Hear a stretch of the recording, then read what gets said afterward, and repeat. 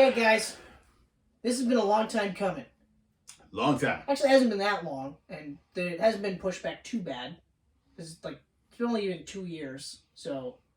Yeah, I mean, actually, yeah. Yeah, this movie hasn't been pushed back at all. It's been 2 years. No, it just pushed Morbius out of the way.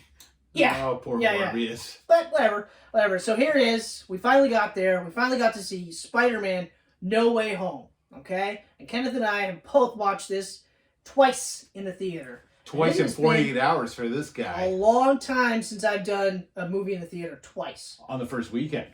Yeah. That's even... I haven't done that in a long time. Yeah, so like... one weekend. So you watched it Thursday with me. Yeah, and then I went the next night. And then Friday, and then I went Thursday, and then I went Sunday. So we're going to talk about that. Yeah, spoilers galore. So if you're one of the 10 people in the world that haven't seen it yet... Yeah, just... be warned. Don't watch it. Watch it later. Or listen to it later. The Camcast, not the movie. Watch the movie. Watch the movie. Watch the movie 3 times in the theater if you like. Yeah. Because I'm still kind of thinking I might go again.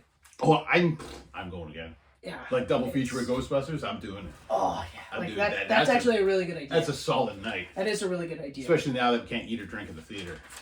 Although, when we went, we walked in. Yeah. No popcorn or nothing. But when we were walking out, popcorn. So, maybe they're still making it for Skip the Dishes. Yeah, they look like people were lined up for it, though. Anyway, regardless. Yep. So, Spider-Man, No Way Home. Came out 2021, okay? This is a big one, so there's a lot of people involved here, a lot of moving parts. Mm-hmm. Directed by John Watts. This is official last movie from John Watts in the Homecoming or Home trilogy. And that motherfucker went out with a bang, okay? Yeah, now he's going to do Fantastic Four, and I can't wait. Although, when they announced him for Fantastic Four, we were in between No Way Home, or Far From Home and No Way Home, and I was like, yeah, okay, fine. Yeah, then I was up. But now, even more so. We'll talk about it, but yes, he went out with a huge fucking bang. Mm-hmm. Written again by Chris McKenna and Eric Summers, starring, Tom Holland, Zendaya, Jacob Batalon, Marissa Tomei, Jon Favreau, and Tonya Revolori. Now, who is he? He's Eugene Flash Thompson, okay? So that's the regular cast. We know who they're playing. I'm not going to waste our times. But Benedict Cumberbatch came back as Doctor Strange. We got Benedict Wong as Wong. And then for the surprising casting... Benedict Wong is Wong. Yeah. Wong. Anyway, the surprise casting of Jamie Foxx, who plays Max Dillon / Electro. Yep. Willem Dafoe as Norman Osborn / Green Goblin. I can't go too loud, but I'm... Alfred Molina as Dr. Otto Octavius / Dr. Octopus. So good. The two that surprised me the most, because I didn't think they were going to come back at all in terms of voicing anything, Rhys Ifans is Dr. Connors, Lizard, so he's back. Thomas Hayden Church, Flint Marko, Sandman. We also got Andrew Reese Rice, very quickly as Betty Brant. Hannibal Buress, very quickly as a Mysterio-loving coach. That was awesome. Okay. That was so funny. I didn't bother with J.B. Smooth and, what's his face, Starr? Martin Starr. Martin Starr, but they're in it again, but they're brief. Then we get to... Shocker, I guess, but it was spoiled about a week or 2 weeks beforehand. We get Charlie motherfucking Cox as Matt Murdock, a really good lawyer, okay? Really good lawyer. And finally, the ones that we all thought was bullshit, we all thought it was fake, we all thought, no way, we didn't know how this was going to go. Andrew Garfield as Peter Parker, Spider-Man. And then Tobey Maguire as Peter Parker, Spider-Man. Spider-Man 1, or Peter Parker 1, 2, 3. Spider-Man 1, 2, 3. That's right.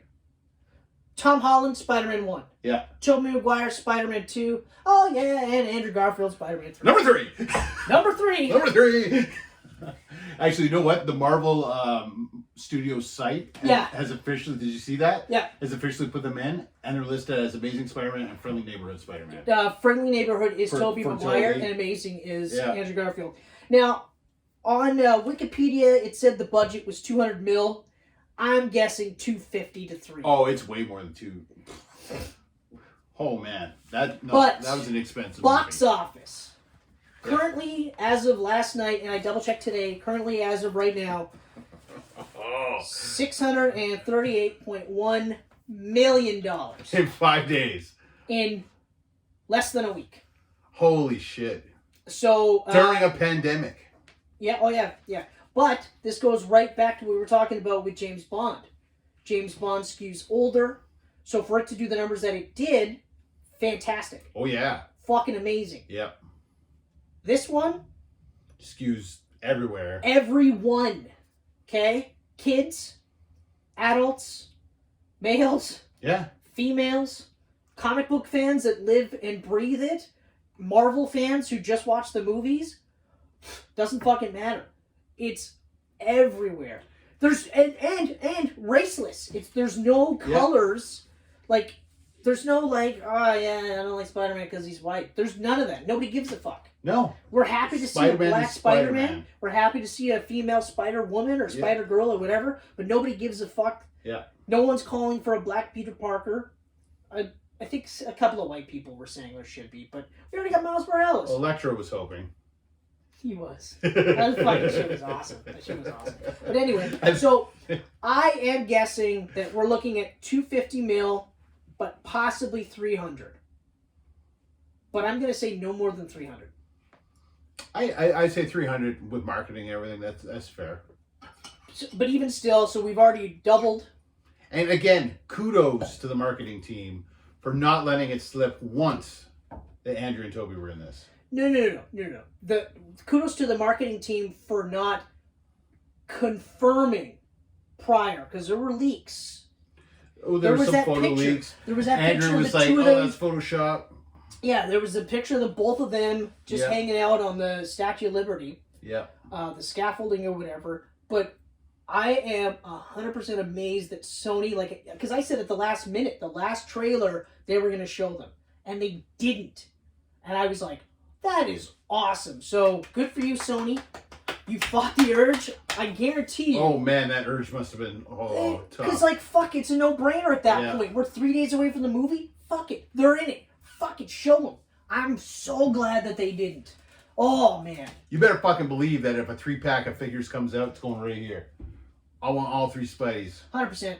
Toby, Andrew, Tom, all together in a box. But I want all 3 Spider-Men, but I want Tom Holland with his final Spider-Man suit. Oh, God. Oh, man. I said, when we talked about Amazing Spider-Man 2, I said that the Stark suit, the red, blue, and black Stark suit, was my favorite live-action Spider-Man. Up until the end of this movie where we got to see classic Spider-Man, Tom Holland wearing a classic suit. Like, as classic can be. Yeah, bright red, and it looks bright so blue. good. It looks so good. And I can't wait. I want to see high-res pictures of that, because that's my new wallpaper. I can't wait to watch the Hawkeye season finale. Because the way Spider-Man ended with him in the snow and flying through, where he's flying through is where Hawkeye's final episode is supposed to take place. So people are going, I bet we're going to see a Spider-Man cameo on the end of Hawkeye. Maybe not. But him just flying through the sky would be cool to see. Yeah, it would be cool, but I'm waiting for high-res images of it. Yeah. I can't wait. I've seen like only one really, I think it was 2 days. It took 2 days before that sequence showed up, like a cam version on YouTube. Mm-hmm. It was like 45 seconds. But I was just like, oh, fuck. Okay, hold on. Oh.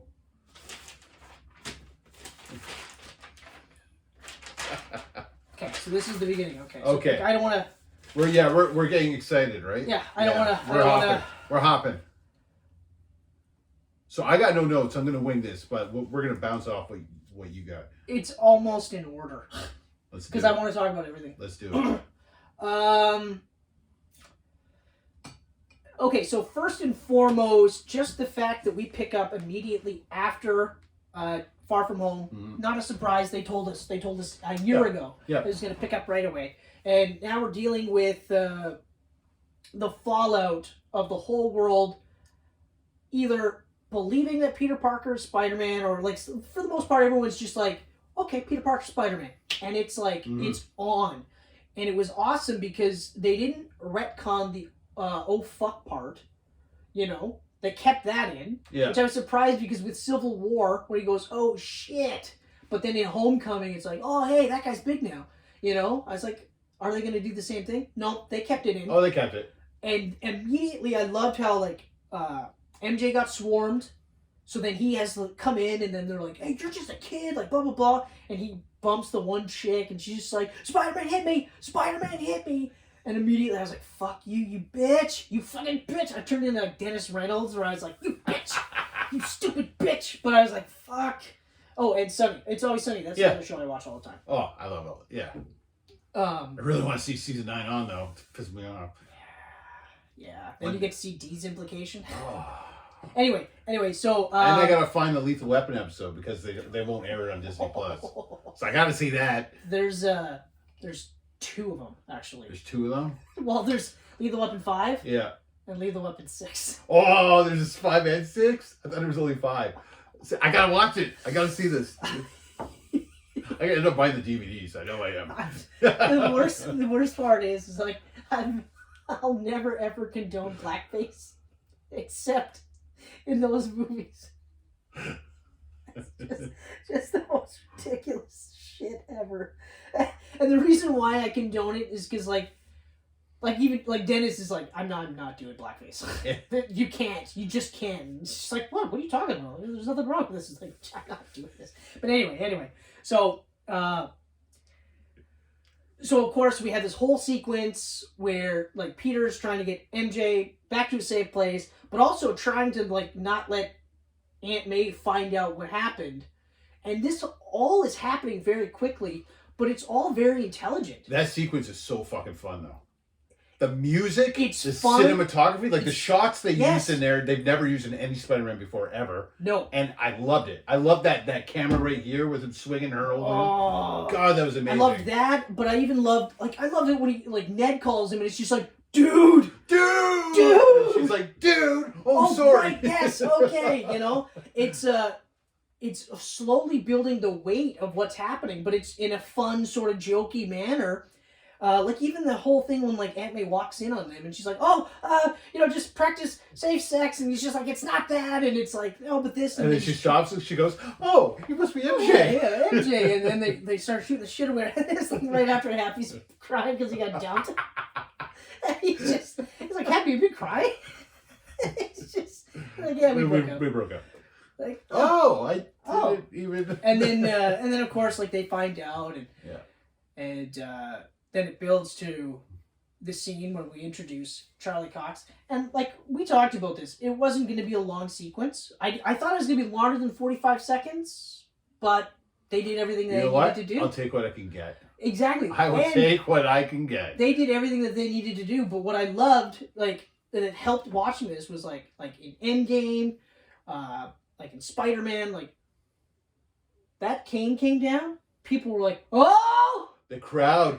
Oh man, and then when they see him, it felt it was so like, good. It felt so good. We were like, oh yeah! The whole crowd went ape shit. I was like, oh fuck yeah!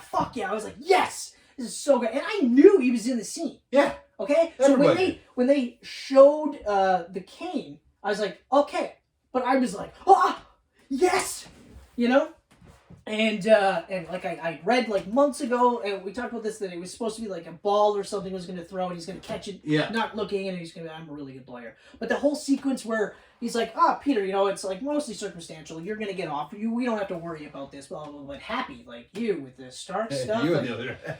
like you on the other hand, like you're going to need a really good lawyer because like you're in some deep shit. Like, Happy's doing this like spitball bullshit thing. And you're like, this is kind of funny. And then the brick comes through and Peter goes to catch it, but Matt beats him and like doesn't look, grabs it awkwardly, and they're just like, how'd you do that? I'm a really good lawyer. The whole the whole fucking theater was like, just screaming. Fucking right. And then that's it.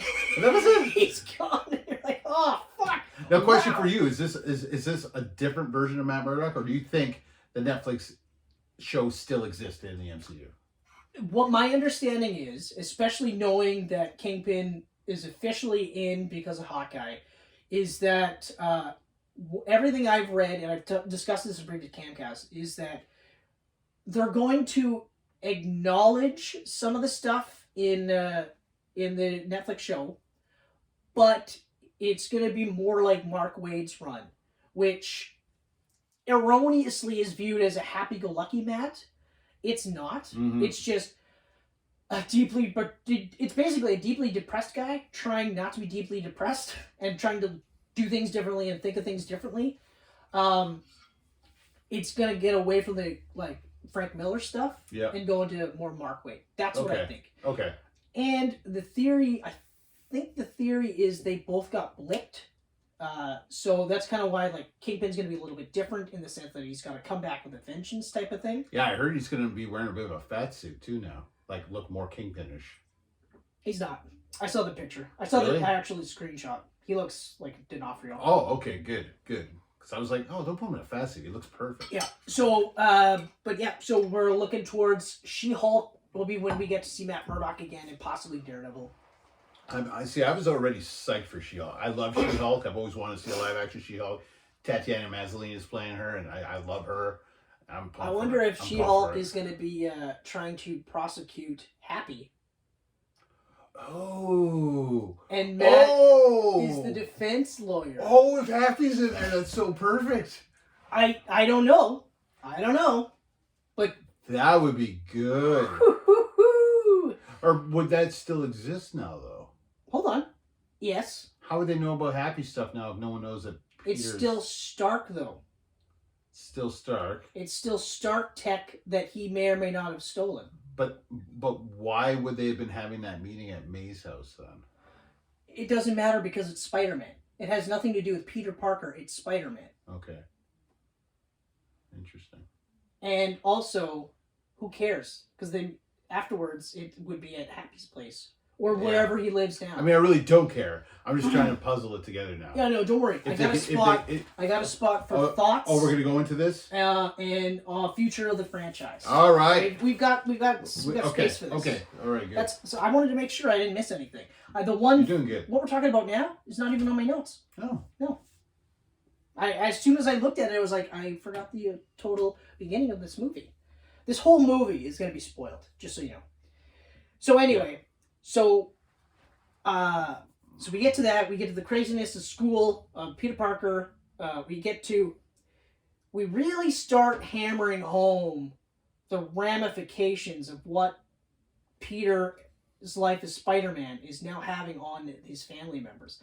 Because we've talked about this before, where it's like there seems to be no consequences, and it's hard for us because with Raimi Spider-Man, it's like consequence. Yeah. Spider-Man, consequence. Spider-Man, consequence. And like one of the reasons why Peter Parker, the character, is so uplifting is that like he is making the choice to be Spider-Man knowing that his life is infinitely worse because of it. Mm-hmm. But he's doing it anyway because it's going to help people. You know, and not to suggest that Tom Holland's Spider-Man didn't want to help people. Not at all. He always wanted to help people. But it just seemed to be there was always safety nets. There was always Tony Stark. There was always the Avengers. There was always Doctor Strange. There was always something. He didn't have to worry about money or anything. Whatever, okay? But now we start to see this, and when all three of them don't get into MIT because of Peter Parker and potentially being Spider-Man, you're like, okay, it makes sense that he's like, and all the scenes where like they're interrogating, like Damage Control is interrogating, and like they come in and they're like, hey Ned, like come on, let's get him a meal here. Like, yeah, you were his guy in the chair. I got so many guys in the chair, but how did it feel when MJ found out before you? And he's like, no, I knew before her. I knew it before her. He's like, oh, so you were Spider-Man's main accomplice. And he's just like, I put like all my words stricken from the record. And you're like, that's funny, but that's also like, oh, fuck, right? Yeah. And then when they hit Aunt May, they're just like, well, you were endangering a child's life that was entrusted in your care. I mean, not only did you let him do this, you encouraged it. What kind of woman does this? I was like, you fucking son of a bitch. That was dirty. You That fucking was piece of dirty. shit. You know, again, Dennis Reynolds. You idiot! You idiot! You know, I was just like, oh my god, right? Yep. And so it's just like hit after hit after hit. So no wonder Peter's just like, hey, Doctor Strange, hey, you want to help me out? You want to fucking turn back time? Could we? We can't? That's right. We can't. I love the way he thought about going to see Doctor Strange, though. Yeah. When he was sitting in the cafe and looked up and saw those, like, Halloween lights there. Yeah. It was great. Like, you know, and they showed that in one of the trailers, and so they immediately showed him talking to Doctor Strange. Yep. I do like how they switched it, though, where, like, they had the scene where Wong's like, don't do it. And he's just like, I won't, as soon as he leaves. Just kidding. Yeah. I like how they changed that one, because I Me was too. like, that's a weird... I didn't like that Like, either. it gives credence to the Mephisto sort of... although now, it's... The rumor is possibly that in some instances, Doctor Strange that we got wasn't the real Doctor Strange, but in fact Sorcerer Supreme from the What If show. Right? And I got a little theory as to where he is and isn't, if that's the case. But anyway, so then we have him, you know, we saw the trailer. Okay, but Ned, Aunt May, Mary Jane. I liked how he added Happy, though. Yeah. They didn't have that in the trailer. I'm a little happy. When he adds Happy in there, it's like, oh, that's really sweet. You know?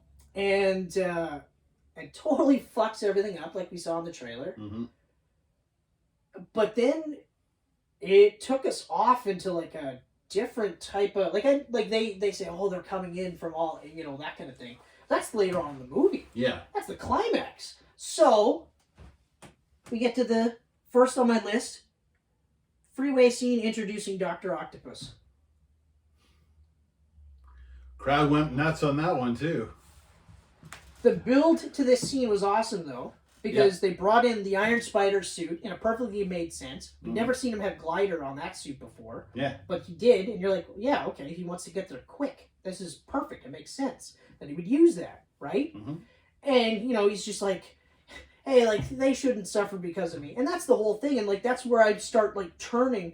And I've never had real strong issues against MCU's Spider-Man, but I've always said that, like, Raimi's Spider-Man is my favorite. Yeah. Now we're starting to switch because now he, like I said, he's like, it's not about me, it's about everyone else. Like, it's affecting everyone else. And you're just like, I thought it was awesome though when Strange was like, didn't you call? You didn't call. Yeah. You mean to tell me you got me to fucking rewrite, like force everyone to forget against their will, and you didn't call? He's like, well, when you say it like that, it sounds really bad. And he does. Because before that, he was just like, well, remember that party, Juan? Yeah. You don't, eh? We got you. And then now it's just like, this is a fucking serious thing, right? So, but that whole sequence, I even have a note, okay? Perfect to challenge Superman. That whole sequence where you have Dr. Octopus first, like, building up, so then you see the one arm, which we saw in the trailer, but still, everyone shits their pants. We saw in the trailer, but we're all just like, yes! So matter. It's on the big screen now. You know why? Because it's real. Now it's happening. Now it's for real. Yeah. Now this isn't whatever bullshit trailer they give you, because they lie in those trailers all the time. This is real. This is it. You see the arms, and now you're just like, holy fuck! And you have Spider-Man. First thing he does, try to get everyone off the bridge. That's it. Go, go, go. And then he's trying to save the MIT girl because she's stuck in the car. She's trapped. And the fight is now more so about him trying to save her and fending off Dr. Ock as opposed to stopping him. And for anybody that says it's hard to write Superman, that's how you do it. You put Superman in a situation where he's got to fight somebody, but save people's lives, and that's the battle. So he's got to punch this guy a couple of times, maybe throw him into a building, but then he's got to start saving some people. Or have it so he's got to, like, he's actively saving people while fighting this guy off. That's exciting, and that's going to show you what Superman is all about. That's how you write Superman. Yeah. Right there. Oh, but then when that fucking he goes to kill him, rips off a part of the suit, nanobots go into the arm and soups him up. I was like, Jesus, that's fucking cool. And then syncs up to the suit. Yeah. Like Bluetooth syncs to the suit and he's got control. I was like, that's fucking awesome. It was such a great way to take him off the board. That was really great. But that whole fight was amazing. The cinematography was insane. When they're fighting underneath the bridge and Ock is using his arms to go under the bridge, like, that was awesome. And Peter's crawling like a spider, and then they're swinging around and back and forth. They would have never been able to shoot a scene like that in Spider-Man 2. And so to see Doc Ock in that kind of action was so good. And to be fair, the shit we saw in Spider-Man 2 is fucking incredible. Oh, it's insane. That whole especially considering clock tower scene to the subway scene is incredible. Incredible. I don't necessarily know that we couldn't have gotten it back then, but they weren't thinking of it in those terms then. Yeah. And if we did, it wouldn't have been as good, I guess is kind of where you're going. Yeah. But because CG wasn't the hottest yet. No. Though the Spider-Man movies back then were pushing like the best of the best. They still hold up. But they were still using a lot of like animatronics and stuff. Tons of practical effects. So, and then he gets up to the bridge and he goes up to the MIT girl and she goes, "Peter, you're a hero." I love that moment. And what I love too, he was just like, "No, I mean," she's like, "Peter, you're a hero." Yeah. And he's just like, I'm going to talk to them about getting you in. He's like, just MJ and Ned. I'm going to talk about all three of you. Ned, yeah, MJ, and you. And if you guys stay out of trouble, who knows? Maybe, whatever. Yeah. Although, there was no way Peter Parker was ever going to Boston. Mm-hmm. Ever. No. Never. Just like we talked about Amazing Spider-Man 2. There was no way he was going to England. Yeah. Bullshit. But anyway, regardless. But yeah, like, and it's not even like she was a bad person by any means. She was just like, look, I don't know what to fucking tell you, blah, blah, blah, Yeah. And then, but he, like, in her eyes, he almost died to save her, right? Yeah. So she's like what happens when most people interact with Spider-Man. He tried to save my life. Like, he saved my uncle or whatever. Like, I don't care what you say, he's a hero. Yep. And that's perfect. Perfect. And then everything's interrupted. By, something that made people explode even more so. A pumpkin bomb. And that first, amazing laughter. That's the part that, like, the pumpkin bomb, awesome. But that cackle, and then we get a quick shot of him on the glider. Yeah. Coming in. Holy shit. And then they did the cutaway and I was like, I know.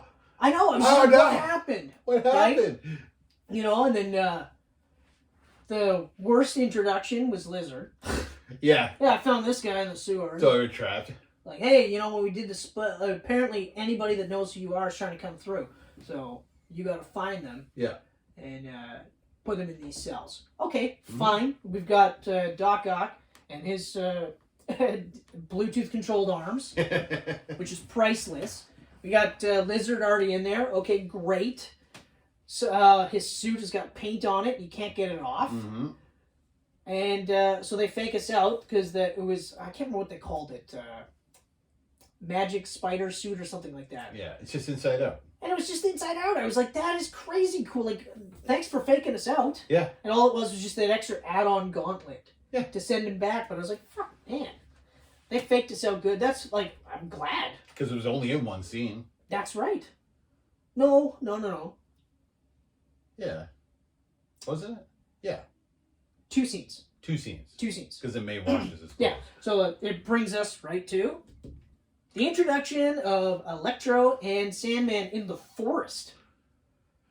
Now, when we were watching that, like right off the bat, I was like, I love the way this is shot. Because like the sun was setting and he's swinging that along long the power shot lines. with him swinging on the power lines. Yeah. I didn't say this to you, but I said this to Michelle. Whenever we did cross-country like driving trips and stuff like that, and you get those long stretches of that, I was pretending I was Spider-Man swinging from those. Oh, yeah? All the time. or like Batman or whatever. Yeah. But that's what I was doing. I was just like, you would just get bored and start pretending you're fucking swinging off with those things. So I was just like, to see him doing it. And that one long shot where he's like... That one long shot where I think orange, red. We I both turned it, you were were like, wow. That's incredible. That looks so good. And just to see Spider-Man in that kind of setting. Exactly, like in the forest. Yeah. And then you get like gusts of sand, and it was like... Oh, Sandman's here. And then the camera starts to go like this. And you know to watch above him. Something's coming. And you see Electro just starting to manifest. And he did, like I said in our previous Camcast, Amazing Spider-Man 2, I was like, that was one of the coolest ways when he really materialized like Captain Manhattan. Yeah. And I'm fucking so glad that the first time we got to see Electro, it was this way. Yeah. So good. And a little taste of that music. I know. The Electro suite or theme or whatever it's called. I mean, we could have had some whispers. You could have. But whatever. Spider-Man and Killer Spider-Man. But either way, like it was fucking sweet. And then he powers up and gets a makeover. Mm-hmm. But I love that he's like, we're all just gonna pretend like I'm not just standing here buck-ass naked. Sandman immediately, I am. But backtrack a bit. My favorite part is that right away Sandman is like, what? Like, Spider-Man, what do you need me to do? He's like, I need you to help me stop this guy. Okay, boom. Right away he's There's working with no him. like... Yeah. And, you know, for people that haven't seen Spider-Man 3 or haven't seen it in a long time, you know, Sandman's one of the rare villains that doesn't die because he's not really a villain. He's just a good guy making the wrong choices, and that's what Peter Parker says. He's like, we all have choices. Yeah. You're just making the wrong ones, right? And he lets him go. And that's it. So... You know, now we've got him, and he immediately starts helping, and it's only when Peter sends Electro back. Yeah. And he knows that he's not his Peter. He's like, what the fuckk's happening? And then he sees that, what he's like... What did you do? Did you kill him? Did you kill him? Are you going to kill me? Like, I don't trust you. Fuck this shit. And of course, like, he's zapped in too. But, yeah. So, I loved how quick that was, where it was like, no, I'll help you. I don't fucking care. And then it's just like, wait a minute, what? And then, like, oh, fuck, we knocked, like, so many off the board that I was just like, wow, that's a 2.5 hour movie? Like, we are burning through some shit here. Like, obviously you knew they were going to get But nothing seemed to rush. Like, everything was going at a perfect pace. You got, like, perfect character moments with everybody. Yeah. And right when you need, like, normally in this situation, you could argue that the inclusion of Ned and Mary Jane, you could have said, well, it's forced. But they explain it right away. He's like, look, if I'm going to do this, like Peter says himself, he's like, look, I'm sorry, I fucked up, but I'm going to do whatever I can to help make this right, but I'm going to need help. And he recruits his two best friends to help him. And after that, I was like, okay, we're good. I didn't question anything. Yeah, we're good. Yeah. They took 2 seconds to explain it. Yeah. And that was it. And it all made sense. So then them being there, them helping out, none of it was like Lois Lane in Man of Steel, where like she just materializes wherever she needs to be. Yeah. Oh, why do you need to be on a fighter jet? Reasons. Okay, fine. Well, now you're in the heart of ground zero, but you also need to be way over here. Whatever. Fuck it, just show up. There's none of that, because that's infuriating to me. Yeah. And that's still one of those complaints with Man of Steel where you're just kind of like, she doesn't need to be in every fucking scene. Jesus fucking Christ. Although she being there to hold Superman at the end was nice. It was nice, but made no sense. Anyway, so then we immediately jump into the reintroduction of Norman Osborn at Feast. Yeah. And it's perfect because he's like, wait, what? Well, first you get that whole Green Goblin No More sequence in the alleyway. Oh, yeah, I forgot. Holy fuck. Right? And that was cool. And then it was basically the goodbye to the classic He broke helmet. the fucking helmet. Yeah. And it was awesome. Yeah. And you're right, like the Goblin No More, like that was fucking sweet. I was like, oh my god. And you're like, you're weak, doing that awesome Norman voice or Goblin voice. But then when we meet him at Feast and May's just like, hey, look, like I got one of the guys here, and and he's like, Peter, oh, you're not my Peter. And then when he's sitting there going like, I went to my house, someone's living in my house, Oscorp doesn't exist, my son? And you're just like, Jesus, fuck. Like, they're hitting hard here. Mm-hmm. And he's wearing purple and green. I was like, fuck, are you guys like, this is fucking, come on, guys. This is fucking awesome. It's fucking sweet. It reminds me when I have like my Superman outfit or my Spider-Man outfit. Yeah. I got a couple of variations, but, anyway. But I was just like, oh, this is so good. And like when May's just like, look, he trusts you, Peter, Mm-hmm. and she's like, help him. And Peter is doing that hardline thing where he's like, it's not up to me. Like, I gotta put them back. Like, I can't help them. Like, there's no point. And then when we get to that, like, where they start Doc Ock is just like he's fucking. You're talking about a dead man, like mm-hmm. And I love that they touch upon that where it's like, oh, he died. Yeah, he died fighting Spider-Man, and then like they start kind of looking around and like. It's like, well, what about you? And Doc's just like, he was gonna stop my machine. The power of the sun in my hand. And I had him by the throat, and then I was here. And then like, and then Flamarco jumps in. And goes, he goes, he killed you. You died. He's like, you drowned in the river. Goblin died fighting Spider-Man. Died by his own own glider, which I thought was interesting that people knew that because they would have known that Harry died. Or Norman died, and it was assumed by Spider-Man's hand, but they wouldn't have known by the glider because he didn't have him in the Goblin suit. Right. But whatever. Let's not nitpick. I guess we can only assume that information came out in between movies. Regardless. Anyway, but then like he's like, yeah, and you died, you drowned in the ocean with your machine. And then like, so of course Dr. Octopus was like, shit. And then Electro, same thing. He was just like, oh, I had him. I was just about to become like pure energy. And then... Oh, shit. I died. I was hoping for a little bit of like Gina Linetti were like, oh, dang. We didn't get that. But yeah, it was just like, oh, fuck. And then of course, like, Lizard, he's just like, Max, what about me? Did I die? Yeah. Dad fighting Spider-Man. And then he starts shitting on him for like, it's like, I'll make you better. Like, what are you going to do? Turn me into a lizard? I'll turn you into a lizard. Okay, no. So like, this guy tried to turn the whole thing into lizards. Jamie Foxx was awesome in this. This was the Electro we should have had originally. Like, this was so good. No kidding. So we good. didn't have to have like Loser Max. Like I said in our Camcast, yeah. He could have been this guy. Yeah. And he could have just been the guy that nobody else liked because he wasn't as cool as they were. He said that one hilarious line too in the forest. Where Peter's like, you don't belong here. So he's like, the forest because I hate the forest. That's right. Or something like that. Like, here are the forest because I hate the forest. I thought that was awesome. But I also love the scene where he and Sandman are chatting and he's just like, well, I just oh, yeah. got electrocuted and I fell into a vat of eels and. Oh, no kidding. I fell into I fell into a recombinator. Yeah. Or something like that. He's It's like, just oh, shit, you gotta watch where you fall. That's right. It's just like, this is so fucking great. It's so fucking great. And then later with the Spider-Man and it's like Andrew Garfield's just like, no, he wasn't a bad guy. He just like fell into a vat of eel. He's like, that'll do it. Yeah, that'll do it. It's just like, what the fuck? But yeah, so when we introduce Willem Dafoe.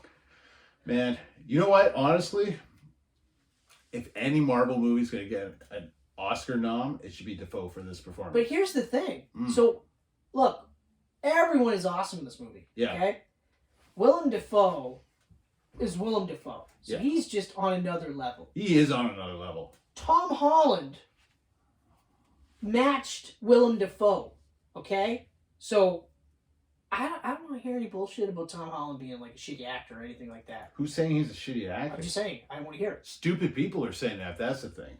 Or like he's a great actor. Phenomenal. But at this age, for relatively inexperience, I guess you could say, considering he's been nonstop for 6 years, but still, he held up with Willem Dafoe. I was just like, holy fuck! I was blown away. Absolutely blown away. So. Fuck, and then when we get, like, when May starts to convince Peter to cure them, that's when I was just like, yes, okay, fuck, like this is it. Like we're starting to get to that Spider-Man, like peak comic book Spider-Man, where it's like, at the end of the day, Spider-Man's gonna save everybody, even the bad guys. He's not gonna let. It's not gonna be like Batman and Batman Begins, where he's just like, I don't have to stop you, but I don't have to save you either. Mm-hmm. It's a loophole. I can sleep easy at night, you know? Like, he's going to save the bad guy, even if it means he's going to die. So I love that they started getting to that point. But before I forget, actually, no. We can get to that. So I like all of that. But when he fights Doctor Strange to get control of the box... in the mirror dimension. That was good. That was fucking incredible. That was good. But I loved that, like, and they've never implied that Tom Holland's dumb in any of these movies. They've established that he's smart. Like, he's in a school for the gifted. Yeah. He makes his own webbing. He made his webbing long before he met Tony Stark. Mm-hmm. You know what I mean? So but when he starts going, oh man, this is all math. This is geometry. Yeah. In the mirror dimension? Oh. So I'm good at this. He starts webbing all this stuff up, and he's just like, yeah, you got all your science, but you know what beats magic? Math. And then, like, Strange is all strung up. He's got the box. I was like, that's fucking awesome. And then he comes in, he's like, I've been Doctor Strange. Oh, man, it's so great. I don't know how long he's going to be in there for, so we got to do this quick. But the scene where Strange knocks him out of his body. Yeah. On the second time, did you see the spider sense? Over the Spider-Man itself? Over Peter Parker. Over Peter Parker? No. They actually did wavy lines. Oh. I did not see the first time, and when I heard about it, I was like, oh, so I watched it, and you see it in the second time. Oh, no, I didn't. Okay, so I thought that was cool. So that would explain how the body was able to move the box. That's awesome. That's so... How are you doing this? That was so great. But yeah, so then when he gets it, and the whole goal was to cure them, and of course you get the cure montage, but you knew. Like, I loved, like, right away with Max, where it was just like, well, you know, once this is all done, it'll dissipate all the electricity in your body. I mean, except for the stuff that, I don't know why I'm explaining this to you. And he's just like, yeah. I was like, that's fucking great. Explain the electricity to me. I was like, that's fucking great. But then, like, immediately he's just, like, you knew he didn't want it. He wanted all this fucking power. Yeah. You know, so I was like, oh, we're getting to it. And of course, like, Lizard, I think Lizard was just kind of there to see what happens. Yeah. If he was going to be cured, fine. Going for a ride. But if not, I'll fuck shit up. You know? And then when it all starts to fall apart, when we get the actual, like, full-on spider sense scene, that's the best representation of spider sense. Where he's looking and something's going on. And they got the tone, and everyone's kind of muffled. Yeah. And they're just like, why the fuck you looking at me like that? And he's just like, I don't know. And then it's just like, boom, webs up Goblin. And but even before that, when he's just like, the hell is it? Doc Ock says, how does it feel to leave your darker side or something? That's right. Like that? That's right. Or something with the something darker like that, side. And he goes, darker side. Yeah. And you're just like, oh. Because right before that, they cure Doc Ock. That was so good. Oh, so good. That was so good. Yeah. And they're curing Doc Ock together. They figured out how to cure Electro. But then Goblin fucks everything up. Yeah. And this is where the movie... I believe that at that point, this was make or break for this movie. Okay? Mm-hmm. Because this is it. Like, this is the last point for this movie. Otherwise, like, up until this point, it's awesome. Yeah. It's fucking awesome. But then we could have had glorified cameos for the Spider-Man, or it could have been just like a last-ditch thing at the end type of thing. Like, there's so many ways that this could have gone wrong. It is fucking incredible. The fight scene between Spider-Man and Green Goblin is one of the best Spider-Man fight scenes I've seen. Ever. Like, Not only that, it's probably one of the absolute best in all the MCU movies, period. I mean, Like, we're talking, like, because we forget that, like, for us, we take it for granted. Spider-Man pulls his punches, so he's, you know, punching Doc Ock in Spider-Man 2. He's punching him to incapacitate him, but he's not trying to, he knows he could kill him, right? You know, and, like, even Andrew Garfield's character says, yeah, pulling my punches. I stopped pulling my punches, right? Yeah. But Tom Holland had said in interviews, he said, like, you're not going to see my character punching people because I would kill them, right? And, again, we forget that this is still a kid, so maybe he's not at a point where he can pull his punches, right? So that's why, like, you see him, like, he used the one guy's hand to punch the other guy, right? Yeah. He never actually physically punched Mysterio at all, right? The only time he ever actually cut loose was fucking aliens. Yeah. Right? So here, to see him full on, like... Punching Norman in the face. And Goblin and it's just smiling and laughing. Oh my god, that look and the smile. And then they're doing like he's webbing him up and then webbing him down to just fucking stomp on him. Yeah. And there's elbows, like power bombs. Spears him through like fucking floors of this building, and he's taunting him, and he's just like, you want to have it all, but you can't, you know, you're strong enough to have it all, but too weak to take it. You're just like, Jesus Christ, buddy. Like, fuck. You know? And, you know, like, they had already had made running away, so, like, you're just like, fuck. And then when they finally got to the ground floor, I was just like, oh, and she's fuck. there. As soon as I seen her, I was like, oh, fuck. Yep. Yeah. And it's crazy. And That, he's like, sitting there saying, like, hey, it's not my problem. It's not my problem. And she's like, yes, it is your problem. You can help. You know why we do this. You know, and then when she says, you know, with great power comes great responsibility, what I love is he doesn't go, he goes, yeah. Because he's heard it before. You know what I liked about that?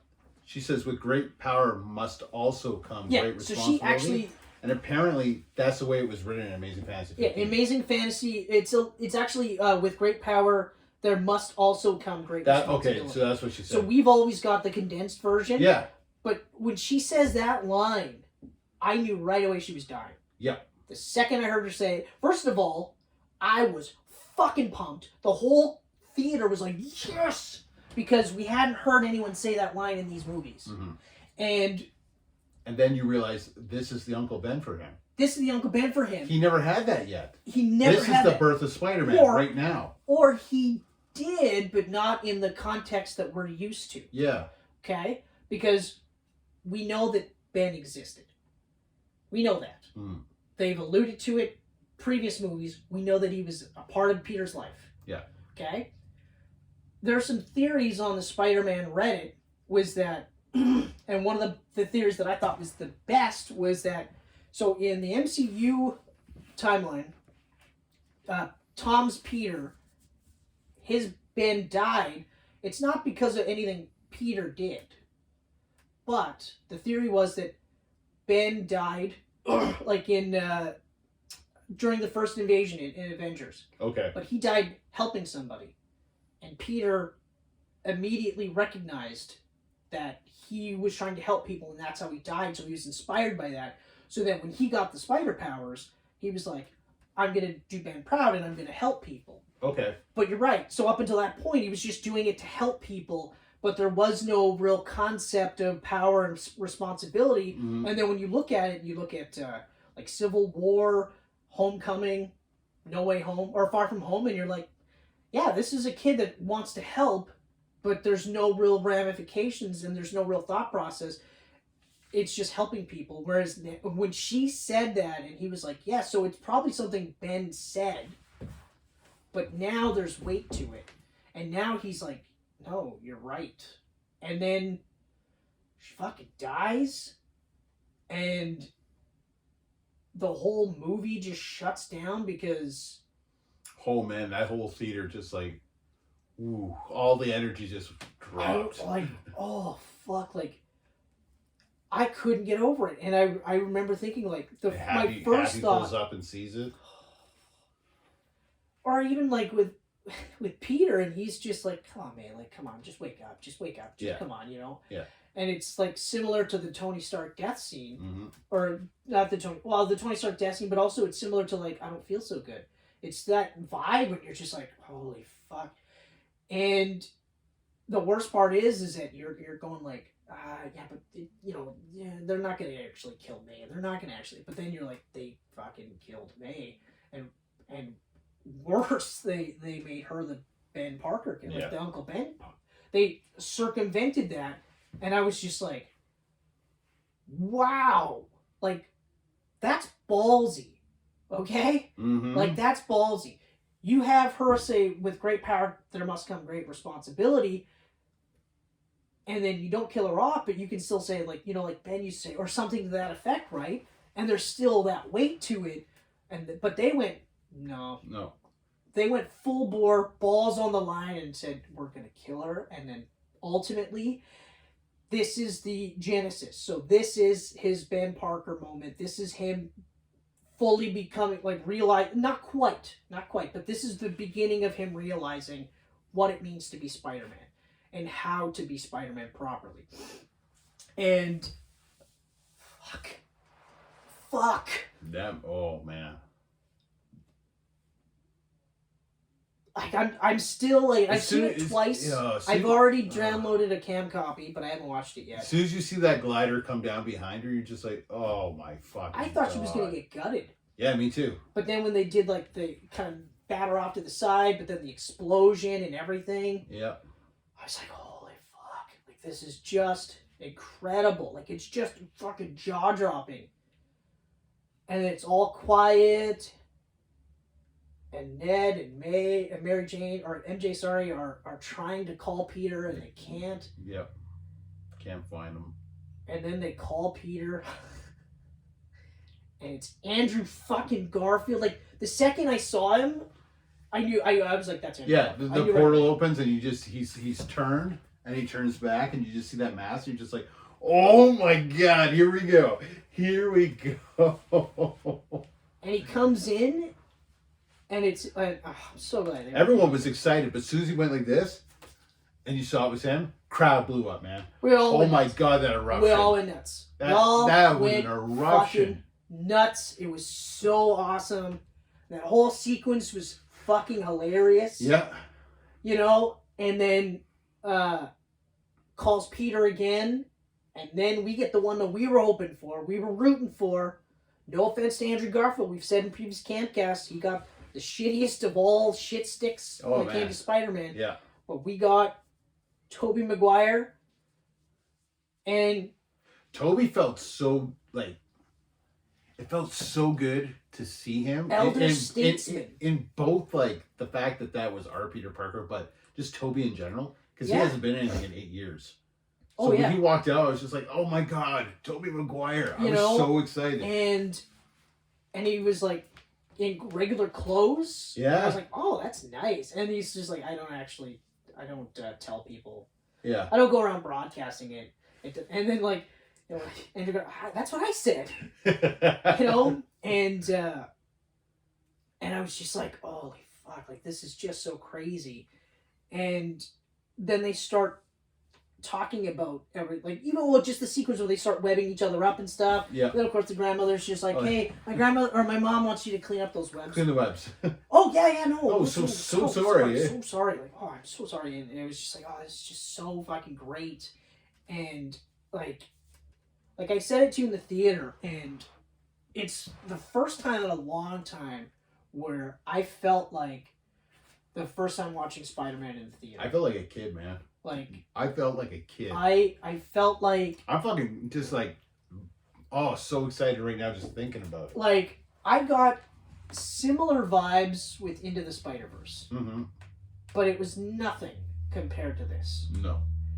And like it was just, oh man, it was just so good. It was just it felt like when it was the reverence to these characters. Yeah. and it was all of the characters. Yeah, there were some jokes about the origins of the villains and stuff, but they were all treated fairly well in terms of the representation. I mean, yeah, Lizard got the short end of the stick, but he was always going to get the short end of the stick. You know? Yeah. Same with Sandman. He didn't get a huge bit in it, but he got more than I thought he was gonna. He got way more than I thought, but it wasn't like leaps and bounds, right? Yeah. Like it was just like, oh wow, right? But it all of it made sense. But like, it's like the same with Ghostbusters. None of this was treated like a joke. None of this was treated like, this is your Spider-Man. Your Spider-Man's a joke. It was all just like, no, they're all awesome in their own way. Yeah. You know, and but even like when they're just like, you know, like I've been looking for Peter since I got here, and they're just like, we don't know where he is, and they're just like, well, when I needed to go and clear my head or whatever, well, like, was there a spot for him? Yeah. Was there a place? Like for me, it was a Chrysler Building. Andrew And then Garfield. Andrew's like, for me, it was the Empire State. He's like, that's a good view. Yeah, that's a good view. And I was like, oh, this is good. And then they're like, we know. And then they had that scene where the three of them are just hugging. I was like, oh my god. Like, I was doing a pretty good job. Like, with May, I was more stunned. And I was more like, I can't fucking believe I heard a couple from you. Oh, yeah. There was always going to be a few. Yeah. But I was keeping it fairly well together. But then when we got to that scene, because, like, I've been in that situation where you're holding it in, but then you get to that, like, safe space, and you can let it all out. Mm-hmm. You know, you don't have to you can just go. And so, you know, to see them wrap themselves around him, I was like, this is so good. And then they immediately followed it up with the two Spider-Men. Crawling down. Oh. You know, and then he's like, and Spider-Man 1 is like, I'm going to fucking kill him. I don't care anymore. You guys don't belong here. I'm sorry, you don't belong here. I'm sorry, like, this is my fault. Yeah. You don't belong here, and I'm gonna send you back. And, you know, and they're like, yeah, we know what you're going through. No, you don't. You do not know what I'm going through. You know, and then they all have their own little monologues. Toby goes in about Ben, and then Andrew talks about Gwen. I love when Toby goes, like, he goes, I wanted Ben's killer to die. I got what I wanted. And it didn't make it better. Yeah. And I was like, you know, and then, you know, Peter's like, but it's like, it's all my fault. She died because of me. And then Andrew goes, I lost Gwen. I couldn't save her. It was all my fault. And after that, I just stopped pulling my punches. I got rageful, you know, and you're just like, holy fuck. Like, and I like it because I've said plenty of times that I look at comic books and like movies and stuff like that, like allegories for life, right? Yep. And I've said to you before, like, you look at, like, you know, Doc Octopus as some sort of a thing that you got to overcome in real life. And not that I particularly got rageful, but, you know, I had a couple of deaths, and it was hard. It's still hard for me to kind of bounce back and like reach out to people that I care about, because so stupid, but you think like, yeah, but like if I get too close, then they go away, then, you know, then I'm hurt again, right? Yeah. So not necessarily the same idea, but you can understand how you change because of that, right? So he's like rageful, and, you know, and then Tobey Maguire too. Like, I lost Ben too, and he was my fault, you know. And then when they start saying with great power comes great responsibility, and they're all just like, yeah. I was like, this is. Oh my god! So fucking like. Like fucking Tom Holland goes. May said to me with great power, like, and then, even and after then Toby, all of and this, then Toby finishes it off. Comes great responsibility, and they just. How do you know that? Ben said it, and then Andrew's like, Ben said it, yeah. Ben said it for me, and then it was just like, and then they're like, okay, all right, let's cure some ass. Kick some ass, cure some ass. Yeah. Where am I at here? Okay, yeah. So we're getting there. So we go through the curing montage, all that fun shit. We get some great stuff with the fucking line where he's just like, so like, do you have your spider suit, or are you just gonna fight crime as a Cool youth bastard? bastard. And then he just kind He of just does goes this like and it's this. right underneath, and I was like, yes, it was Yeah. so great. But then when you see all three of them in their fucking costumes, and kudos for the integrated suit. Oh yeah. Like, they used... You know what I noticed? The only times they really did the overlay was when the mask was on and he was in action. Mm-hmm. And I was like, I was fine with it. Yeah. I was totally fine I was with fine it. with that. But, like, the entire end sequence is, like, holy fuck. Well, we had the before you got to the end fight, you had that really fun science lab thing. The science lab was awesome. So funny. You got the meme, the Spider-Man's Yeah, torn engine. I know. That I was like, the meme. that was so great. That was the meme. Peter? Yeah. Which Oh, Peter, yeah. man? That's Peter Spider-Man. Parker. That's We're all, Spider-Man. we're all Peter Parker now. Yeah. So, which Peter? But when Ned said to Peter, "I promise I won't become a supervillain and try to kill you." Yeah, I was like, that's so fucking great. Andrew, But it's even when they go, like when they're in the lab and Andrew Garfield looks over and he sees like MJ and Peter and he's just like, and then Toby's just like, what about you? Do you have anyone? He's like, nah, I don't have time for Great that moment, Peter yeah. Parker stuff. Are you kidding? Mhm. What about you? And he's just like, it's complicated, but like I said, we made it work. Yeah. And I was just like, fuck, like I said with Spider-Man 3, we didn't need closure because of the way they ended it. Because they ended it in a way where it ends, but it's still open enough so that if Spider-Man 4 did come out, it'd make perfect sense. Yeah. Or if it didn't, you'd still be like, well, he's back with Mary Jane, they're making it work. Yeah. Maybe they don't get married, maybe they do, who knows? He's obviously still fighting crime, Andrew Garfield's was actually sadder because of the way Amazing Spider-Man 2 ends. And he says, like, wow, I came back and I was trying, but I couldn't get past it. And, and that's when the shit started to go downhill. And you're just like, oh, geez. So his arc, I guess, Mm-hmm. was actually... It was cut short for sure. Cut short for sure. But they did a really good job of bridging that. And then kind of sending him on his way with a new outlook. Yep. But I mean, fuck that scene in the lab, but even the scene before the villain showed Where up. they're just hanging up on the Statue of Liberty. Talk about Toby's web shooter. It's like so Does it just comes at you. Like, how do you do that? He's like, well, I mean, I can't really explain it. Like, it's not like I don't do breathing. I just breathe. And then of course. He's like, I feel like you guys are making fun of me. He's like, no, it's just that we can't do it. So we're just really interested. It's like, okay, and then he's like, does it come does it from only anywhere? does it come from everywhere else? It's like, yes, just my wrist.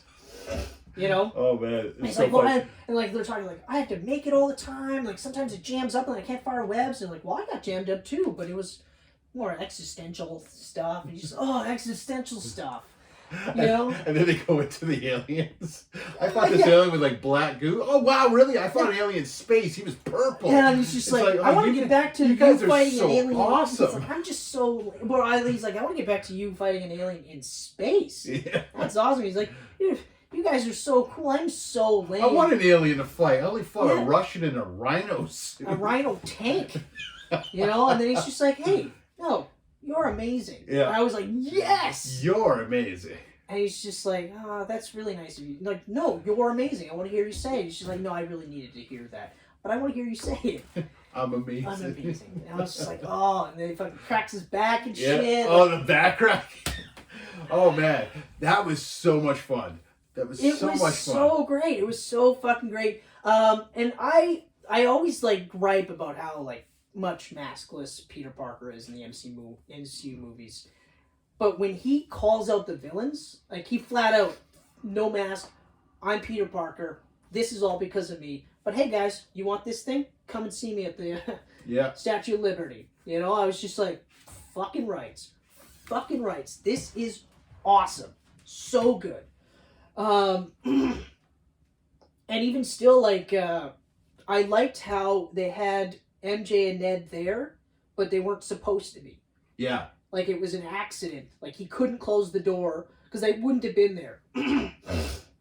And then fucking fight sequences are awesome. Oh, the whole thing. The fact that they couldn't work together first, because they're like, I don't know how it would work as a team. Right, and then they immediately defer to Peter 1 because he's like, he was in the Avengers. Yeah. He knows what it's like to You're in a band? Yeah, that's so awesome. Are you in a band? I was like, this is the funniest shit ever. Guess what had the event? It's Earth's Mightiest Heroes. It's like, no, we ain't got none of that shit. We got nothing. Nothing at all. But like that shit was fucking great. So of course they're like, okay, and they devise a plan, and then they follow through with that plan, and they start taking them off the board. And then when Doc Ock showed up, I was like, oh, yes! Oh, yeah, because that made me happy. Because I forgot, like, I didn't realize the first time around, but the second time I noticed he was completely knocked out cold, but the arms were getting him out of the way. Yeah. So I was like, oh, right, yes! So when he came back, and he's like, I'll handle these guys. And Electro's just like, all right, and then he fucks him over. I was like, yes! I knew it, and it was so awesome. And that great moment between Doc Ock and Tobey Maguire. My boy, what you say? You've aged. Or... He's like, you've grown up. Yeah. How are you? He's like, trying to do better. And I was like, that's such a great line. I'm going to steal it. Yeah. Because I'm always trying to do better. Yeah. Right? So I love that. We touched upon that scene with Max. You know, and he's just like shit, like you're a kid, you know. I mean, he ain't so good now. He's like, oh well. He's just like, what's wrong, Max? He's just like, it's just, you know, he's like swinging around in Queens and saying all these poor kids, like poor people. I guess I just thought you were black. Oh, I am so sorry. He apologized. I am so sorry. There's gotta be a black Spider-Man out there somewhere. You know, of course, like a dork, I am like, there is. There is.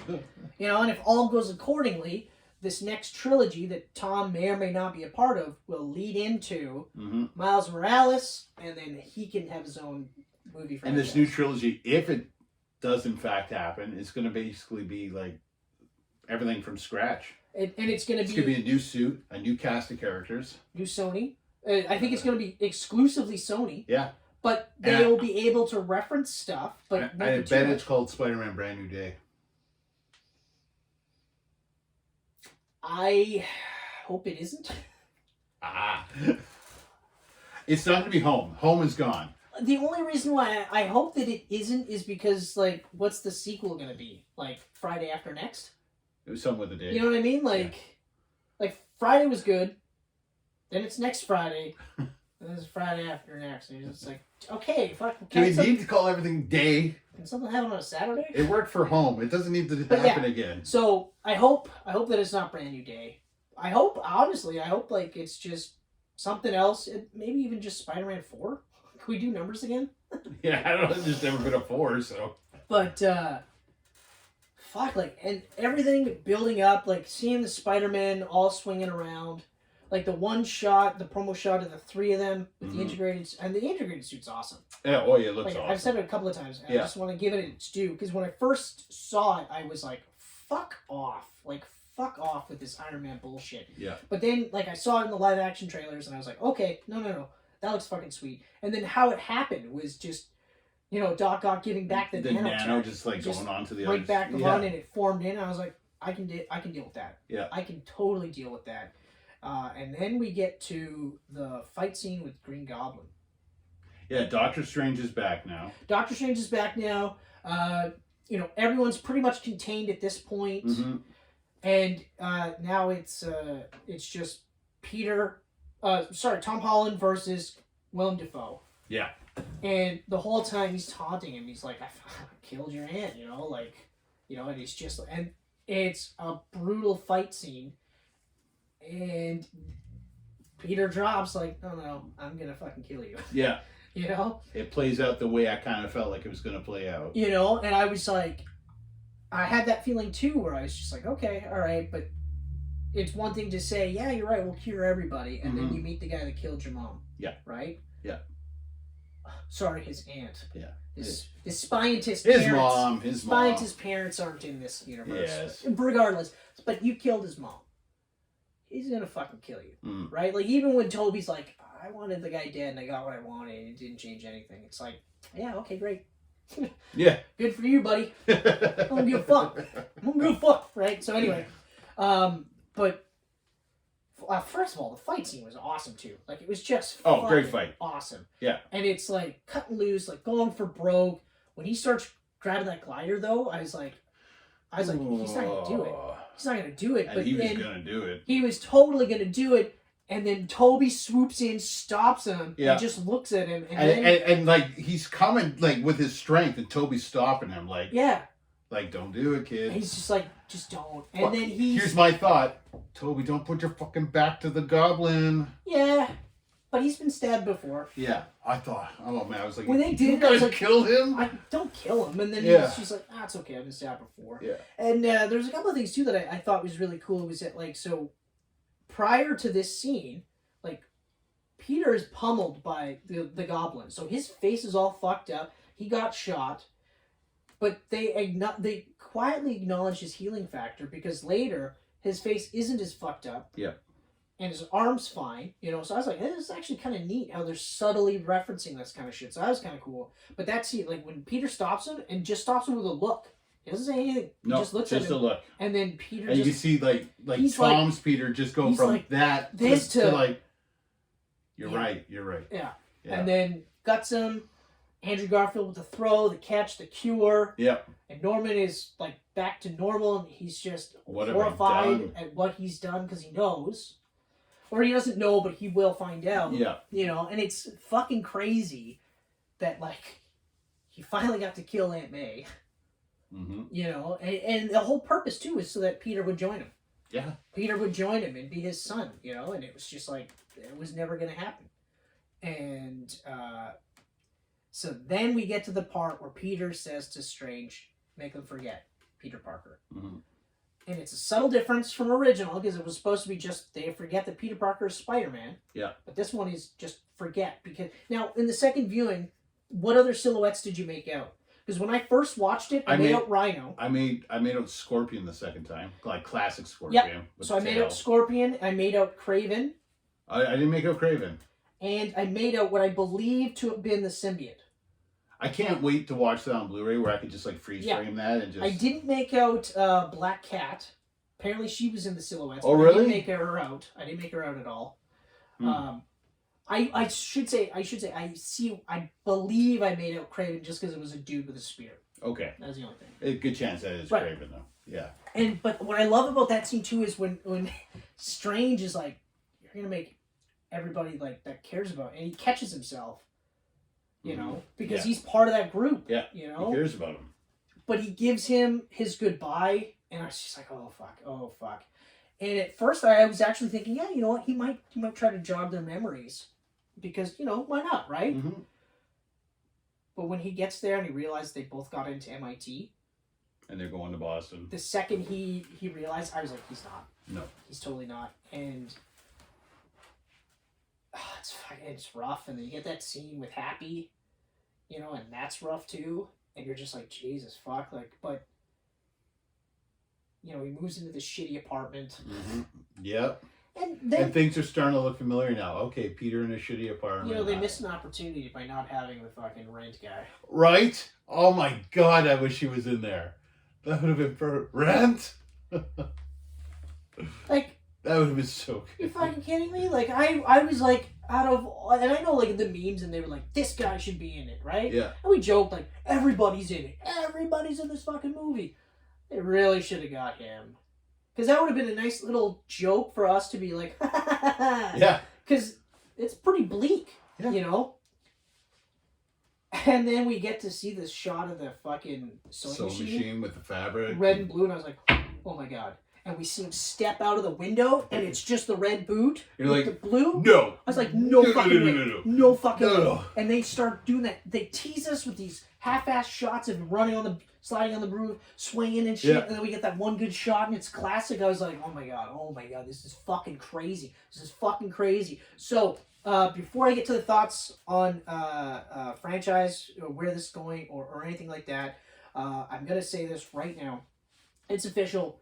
This is my favorite Spider-Man movie of all time. I never thought any movie would top Spider-Man 2. Okay? Spider-Man 2 has been the benchmark. Oh God, it has Okay? been. It has been the benchmark ever since Spider-Man 2 came out. Yeah. Okay? First it was Spider-Man because, yeah, of course. Then it was Spider-Man 2, and then that was it. And then nothing came close. There's stuff that came close. Okay, Into the Spider-Verse came close. Into the Spider-Verse was my second favorite. And you're a Homecoming fan. I prefer Far From Home. Both of those are close to the top. Exactly. But nothing has passed Spider-Man 2. Nothing has passed Spider-Man 2 and I thought, ever. like, with the nostalgia, like, if I picked this movie as my favorite Spider-Man movie, would it be purely because of the nostalgia of seeing all these characters again? But it's not. It's not. Because you had all these classic characters that all had the perfect amount of screen time, which had their stories stretched out. Nothing seemed rushed. Nothing seemed forced. The chemistry between everyone from all three sets of, like, cast from over the years were perfect. We forgot something. Andrew Garfield Andrew Garfield saves MJ. Oh, yeah. That moment. Are you okay? He's yeah. in Are you tears, okay? and he is saying, "Are you okay?" Yeah. I got choked up because I'm getting teary-eyed because I was just like, "Holy fuck!" Because he referenced it and he said like that was the moment that everything changed for me. Mm-hmm. You know, and when like he said he pulls his punches, you're like, "Yeah, okay, fuck," and then Rachel, and then so for him, so like I've long disagreed with you that I felt that this movie should have been a proper ending for Raimi's Spider-Man. But I totally agree with you that this should be a proper ending for Garfield's Spider-Man. Now, I don't necessarily look at it as a proper ending, but I look at it like he did it, what he wanted to do, he saved her, she's okay, so now he can go back to being the friendly neighborhood Spider-Man, you know? Or the amazing Spider-Man. So he can go back to that. But Sony's kind of shot themselves in the foot now because they've started a fucking Snyder Cut with this. Because it is insane. Stop. That's Oh, you got on futures on that? Or your future talk? Okay. Yeah. Okay. Okay, we'll get to that. But we did forget one other thing during the whole chat. Not once did we mention J. Jonah Jameson and his role in this whole thing. Right, yeah. Fucking piece of shit. Yeah. Horrible fucking piece of shit. Like, I love that he was a parody of Alex Jones. Like, even the shot where he's essentially in a basement and it's a green screen. Yeah. I thought that was awesome. I thought, like the presentation was great, but, like, fuck him. Fucking piece of shit. Oh, yeah. Like, he was a him. dirtbag in this. Good God. Like the funny comedic guy from the Raimi movies. This is not that version. No. And this isn't the principled J. Jonah Jameson either. The guy that, like, when Green Goblin busts into his office and goes, like, where's Peter Parker? Or, like, where's the guy that takes photographs of Spider-Man? He's like, I don't know. His stuff always came in the mail. You know?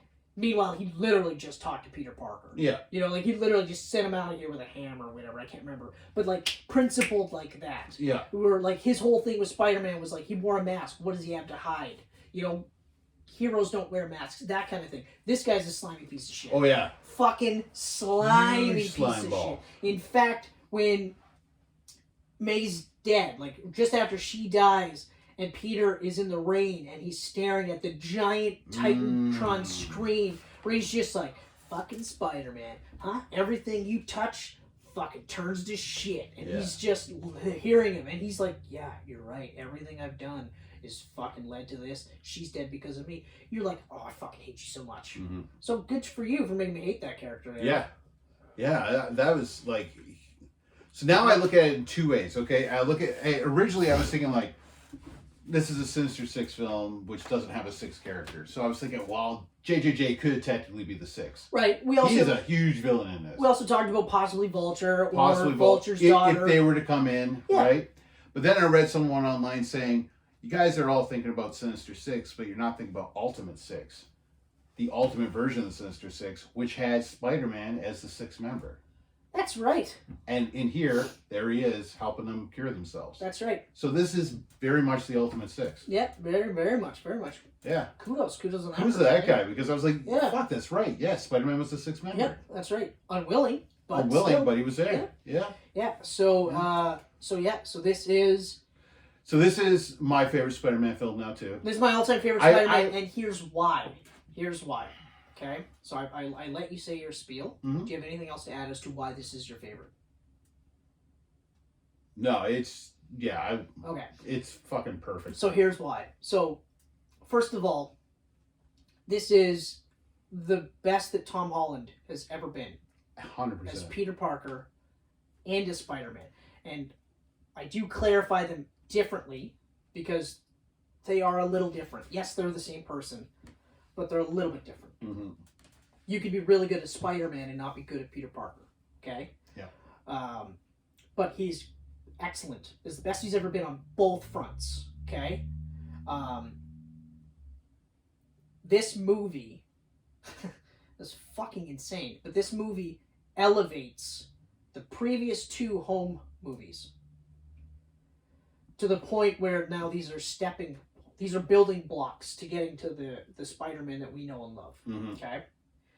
But this also elevates Amazing Spider-Man 1 and 2, Mm-hmm. which is insane to think of. It really does. Because, we shit all over Amazing Spider-Man 2.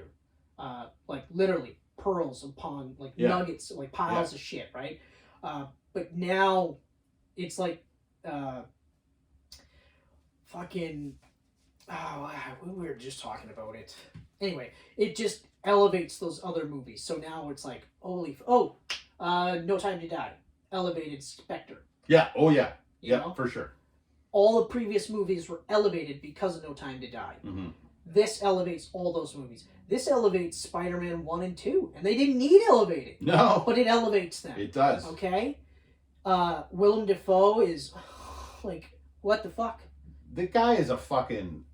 The guy actually sat there and said, the only way I'm doing this is if I have an action. I don't want to be it's not a cameo. I don't want to be a cameo. And I'm doing all my own stunts. I want to do I want to get in the action. I want to be a part of it. Yeah. And I was like, fuck, I can't get over it. And he's 20 years older now saying that. Yeah. So, and this is actually, now in the conversation of, best superhero film for me. Mm-hmm. Which, again, Spider-Man 2, one of the best superhero films of all time. Still on the list. This is on the list. Mm-hmm. It's like everything I've wanted out of a Tom Holland, the MCU Spider-Man movie, all the stuff that I didn't get in those other movies, I got in this. Yeah. And I'm not saying Spider-Man has to be a grim and depressing character. No, quite the contrary. It's just there's always consequences to his actions. And that's one of the reasons why he's so relatable. It's like Daredevil too. He chooses to go fight crime as Spider-Man. Well, now he stood up his date. Mm-hmm. So now she's like, I'm not so sure about Peter Parker, right? Or, in Spider-Man 2, he lost his job at the pizza place because he was he was saving people's lives as Spider-Man, and then he was late, right? So there's that, catch-22, but he still does it. And he's still going to do it because deep down, with great power comes great responsibility. It's the right thing to do. This is, like I said, it's my favorite Spider-Man movie for all of those reasons. Cinematography, incredible. Oh, God. I mean... There's, Homecoming... They have perfected what it looks like to be Spider-Man. From Homecoming to this is incredible. And they managed to shoot New York in a way that seemed way more grounded than either of the previous movies. Mm-hmm. Okay? And then we talked about the video game style of Mark Webb's version of New York. That's fine. There are some gritty, down-to-earth stuff in the first one and parts of the second. But even Sam Raimi 2, and that, all three of those movies are very grounded, but these feel like you're actually with him, close up in these building shots and stuff like that. Yeah. And, it elevated fucking Amazing Spider-Man 2. We get closure for Andrew Garfield's character. We get an idea of what Toby's doing. He's older, he's wiser. He's, like I said, the elder statesman. And they ended this series with the ballsiest move by killing Aunt May, but having her be the Uncle Ben. And then we have Peter telling Doctor Strange, make him forget Peter Parker. Period. Yeah. Right? And then he's got a clear-cut opportunity to say, guys, it's me, and here's everything, right? And try to help them remember. And chooses not to, because their lives are better without him in it. This is all Spider-Man. Yeah. This is all Spider-Man. This right now is the perfect Spider-Man movie. Well, that's what I said. The movie's got the heart, right? It's got the stakes. Like, it is the perfect Spider-Man film. I mean, it really is. It's everything that makes Spider-Man special in the comic books on screen, completely, really, for the first time ever. Exactly. Completely, though. Exactly. Like, Spider-Man 2 was fucking damn close. Fucking damn And it's still a masterpiece and a perfect film to me. Yeah. But as far as getting Spidey right from the page onto film, I mean, this nails it in every single aspect. Yeah, and I mean, like, there's always going to be arguments to the contrary, and that's fine. Like, and I welcome it because, like, there are some people out there. There's a YouTuber, Implicitly Pretentious, who does a lot of like Marvel movies and Daredevil and stuff like that, and it's got a philosophical bent to it. And he's really good, but he's also apparently read all like the Ditko book, like all of the Spider-Man books. Oh wow! So he's a Ditko guy, like a Stan Lee Ditko guy. Okay. And he compares them to Ditko, right? So of course, like Andrew Garfield's Peter Parker is compared a lot to Ditko's run, because like early Peter Parker was he was a nerd. Yeah. He's also a prick about it. He's an ass. Yeah. He's like, you guys are dumb as fuck. Like, okay, whatever, Flash. You know what I mean? And so he's looking for those elements, and you don't get those in the Sam Raimi movies. Sam Raimi movies, he's just a nerd. Yeah. He's more pronounced nerd in the Raimi movies, and then that's a trope that's kind of stuck through. But that's one of the things that they didn't do with the Homecoming stuff. Like, he's in a school for the gifted. He's not the coolest guy there, right? But he's also not singled out and being called a nerd or whatever. But regardless, I agree. This, right now, is perfect Spider-Man. It really is. Yeah. Now, my thoughts on the franchise? But where would you put it in the MCU? It's up there. I've been moving it back and forth, and I think... I actually haven't thought of it in the greater MCU. I've only thought of it in terms of Spider-Man. I think I put it number 2 behind Endgame. But then I don't know. I was like, it's so perfect to me. Like, maybe this is my favorite now. I do know that it's crazy to say this is topped Winter Soldier for me for solo MCU movies outside of the Avengers. Yeah, it has. It's done the same for me. Yeah. There's no argument. Like I said, I hadn't thought of it, but when we're talking about it, I'm just like in my head going, yeah, it topped it. Yeah. You know. So then that puts it right like. But it's like Winter Soldier was number 3 on my list. So then we got Endgame and Infinity War. Like that's 1-2 for me. Yeah. And it's right in there now. So. Yeah. I don't know.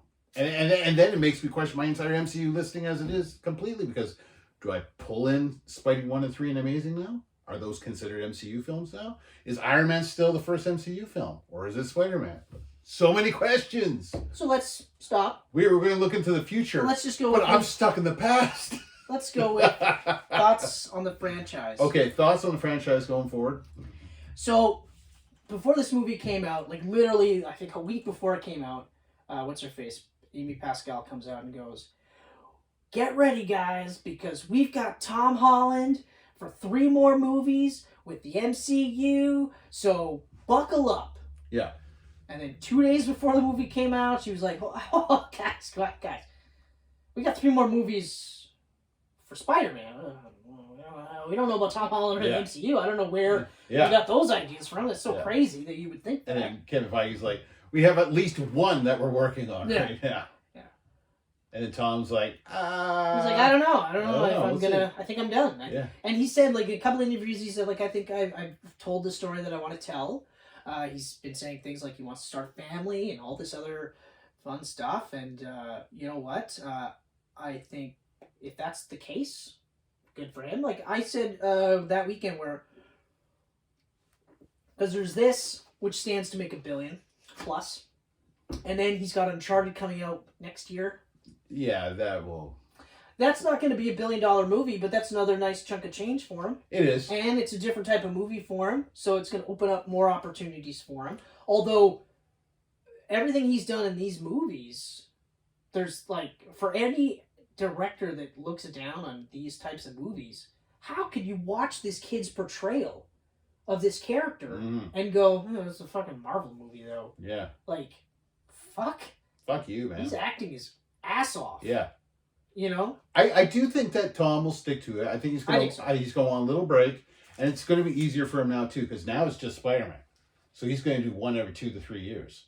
It's not like MCU where he's been going yearly. The grind. He's been the hardest working guy in the MCU for at least 6 years. Well, that's just it. It was like Civil 2015 War, was Civil War, Homecoming, both Avengers. Then it was Avengers. Far From Home. Hold on.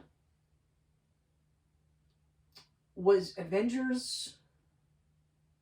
No, that's right. Yeah, because of the snapping. That's right. So it was Avengers, then it was Endgame, and then Far From Home, and now this, and then No Way Home. He's been going non-stop. Yeah, and not only that, he's also been doing movies in between. Because there was Cherry, there was Chaos. There was that one on Netflix there. Was that Cherry? Cherry was the one on Netflix, wasn't it? Cherry was the one on Prime. No, Apple. Cherry's Apple. Right, The Devil in the Details. That one's the Netflix one, yep. Yeah. And then he shot Uncharted somewhere in between there. Yeah, that's right. So, I mean, like... So... That's 8 movies. Oh, Chaos Walking. That's the one I was saying, Chaos, whatever, yeah. So. Which was a piece of shit. That's what I heard. I didn't even watch it. Bad movie. I didn't even watch it. I was like... Bad movie. But anyway, so I agree. I think he takes about a year off. Mm-hmm. I think that he will, like, they'll announce that he's re-signed probably in the next couple of weeks to couple of months. Yep. But they'll say, like it'll be 2023 before we see Spider-Man 4. Mm-hmm. At least. Possibly. They're going to want to put a fast track on it, but he needs a break. The kid needs a break. And, but the best part is that, like, I also said too, like, he's in that position where because he's been schooled by, Robert Downey Jr. Mm-hmm. He's said in interviews, he's also been schooled by Elizabeth Olsen on saying no, and like how no is a sentence in itself. You don't have to say, no, I know, it's just no, right? And this kid, commanded $1 billion. This film almost didn't exist. He got Disney and Marvel Sony back together. The film in this incarnation didn't exist. Yeah. We were getting Far From Home, but originally it was going to be, I believe it was going to be a fairly similar plot, but Kraven the Hunter was the one guy they were talking about. He was going to be in this movie. I do think that Doctor Strange and the rewriting, like erasing Peter, I think that would have stayed part of it. The stuff with the other villains, no. Yeah. And the other Spider-Man, no. Would this movie have done $1 billion then? No. No. It would have done really well. No. But it done really, really well. It would have done well. But it wouldn't... I think there might have been one other villain aside from Kraven. Yeah. Because, like, unless they ultimatize Kraven, it's not really... Like, I mean, aside from that one... the Death of Kraven or whatever the fuck that that arc was. Yeah. But then that's also a dark book in general, right? Save Kraven for now. Like, after this, like, then we start talking. But I don't think it would have done $1 billion. This is guaranteed. But so I feel like he's in a position now where he can ask for more money and it's justified. But I also think he's going to ask for more control over the character because he's a fan of the character. Mm-hmm. Okay? Yeah, he's like Andrew Garfield, very much so. Plus, he's like almost all of these superhero characters. Like all the guys, a lot of the people that play these characters get what this character means to people, you know? So so he looks at it like we have to do it right for them. And for me, and for everyone, right? So I think he's going to get more money and more control. And then I think then he goes, yeah, sure, let's sign. Let's do it. Let's do 3 more. And I firmly believe that he's also going to say, we're going to introduce Miles. So I think, my theory is that in the 6th movie, we're going to get the death of Spider-Man. Yeah? We're going to get the death of Peter Parker Spider-Man with the introduction of Miles Morales. Somewhere in there. and that's going to lead on into his trilogy, Hmm. which will be great because then by then I'll be 50 and I'll be like, you know what, fine. It's about time we had a black Spider-Man. Okay, 50. so that's Holy my fuck, thoughts man. on that. That is franchise. fucking depressing. Why'd you say that? Holy shit, we will Depressing. be. That'll We'll be be damn uplifting. close to 50. That'll be uplifting because we'd have made it to 50. How many people? By the time another Spidey trilogy rolls around, we'll be close to 50. How many people? Holy how many shit. people make it to 50? I mean, lots. I know people that didn't. So Well, so do I. it'll be an accomplishment. It would Look at be. it that way. It'll It be would an be. accomplishment. It would be. And just And think of the we'll shape. still of be wearing superhero shirts at 50. Now, all of a sudden, now we get Amazing Spider-Man 3. Spider-Man 4 is another rumor. So Yeah, this is just Okay. like it's amazing, like awesome, but also, oh damn, guys, look what you did. No. It's not. Here's why. First of all, neither movie's gonna happen. Okay. Like they're saying, like, well, they were already courting Andrew Garfield for Spider-Man, Amazing Spider-Man 3. They weren't. No, Okay. maybe they were in case they couldn't continue with Tom. Why? He's noticeably older. He is, Okay. but you could have the time difference now, especially that you have it explained. But again, explain to people that were watching Tom Holland Spider-Man that now we're going back to this Amazing Spider-Man from 10 years ago. Mhm. Like, you know what I mean? Like, it's just the other part, and this is and okay, like, let's say for the sake of argument, they are talking Mhm. about a project with him. Okay. Like the Spider-Man 4 one, they're saying that it might be an animated one. Mhm. Okay. No, No, it's not going to happen. no. Okay. There's no point. There's no point in making it. And I'll say exactly. So the only reason why Snyder Cut Justice League came out the way that it did was because they really only two things. They added an extra $20 million to the budget. Something like that. Okay. And they released it on their streaming service, Mm-hmm. right? It was the only way for them to really make money with the theaters closed. Even if there was a theater, even if COVID didn't happen, it wasn't going to the theater. Yeah. Because that's more than $20 million to put that in the theater. Mm-hmm. Okay? Because then you also have to market this new revamped version. Yeah. Plus, on top of that, they also have to say, yeah, we fucked up with that original one. We should never have sent it out. That's why I was surprised that it got made in the first place, because they were basically, like, they kind of framed it like, we're just doing this to shut them up. Yeah. Right? Yeah. But for it to go to the theater, well, now the budget is higher, A. B, that's an acknowledgement that we fucked up. It's not, hey, we're just shutting up these loudmouth fans that really want to see this fucking mythical Snyder Cut. Mm-hmm. I don't understand. The guy that made Avengers 1 and 2 both made billions, but hey, whatever, what do we know, right? Yeah. It's like, well, the proof is in the pudding, because this didn't make $1 billion. Not Didn't even come close. even close. Okay? It's not even in the ballpark. Like, it's not like Bond, where you're at, like, 900 million, Mm. right? Like, I think it's just shy of 900 million. And that, you can safely say, COVID. Mhm. Okay? So they don't, Sony doesn't have a streaming service, right? No. They're not going to invest at least 200, well, let's say 250 million. 250 million to put this movie in the theater. That's not happening, okay?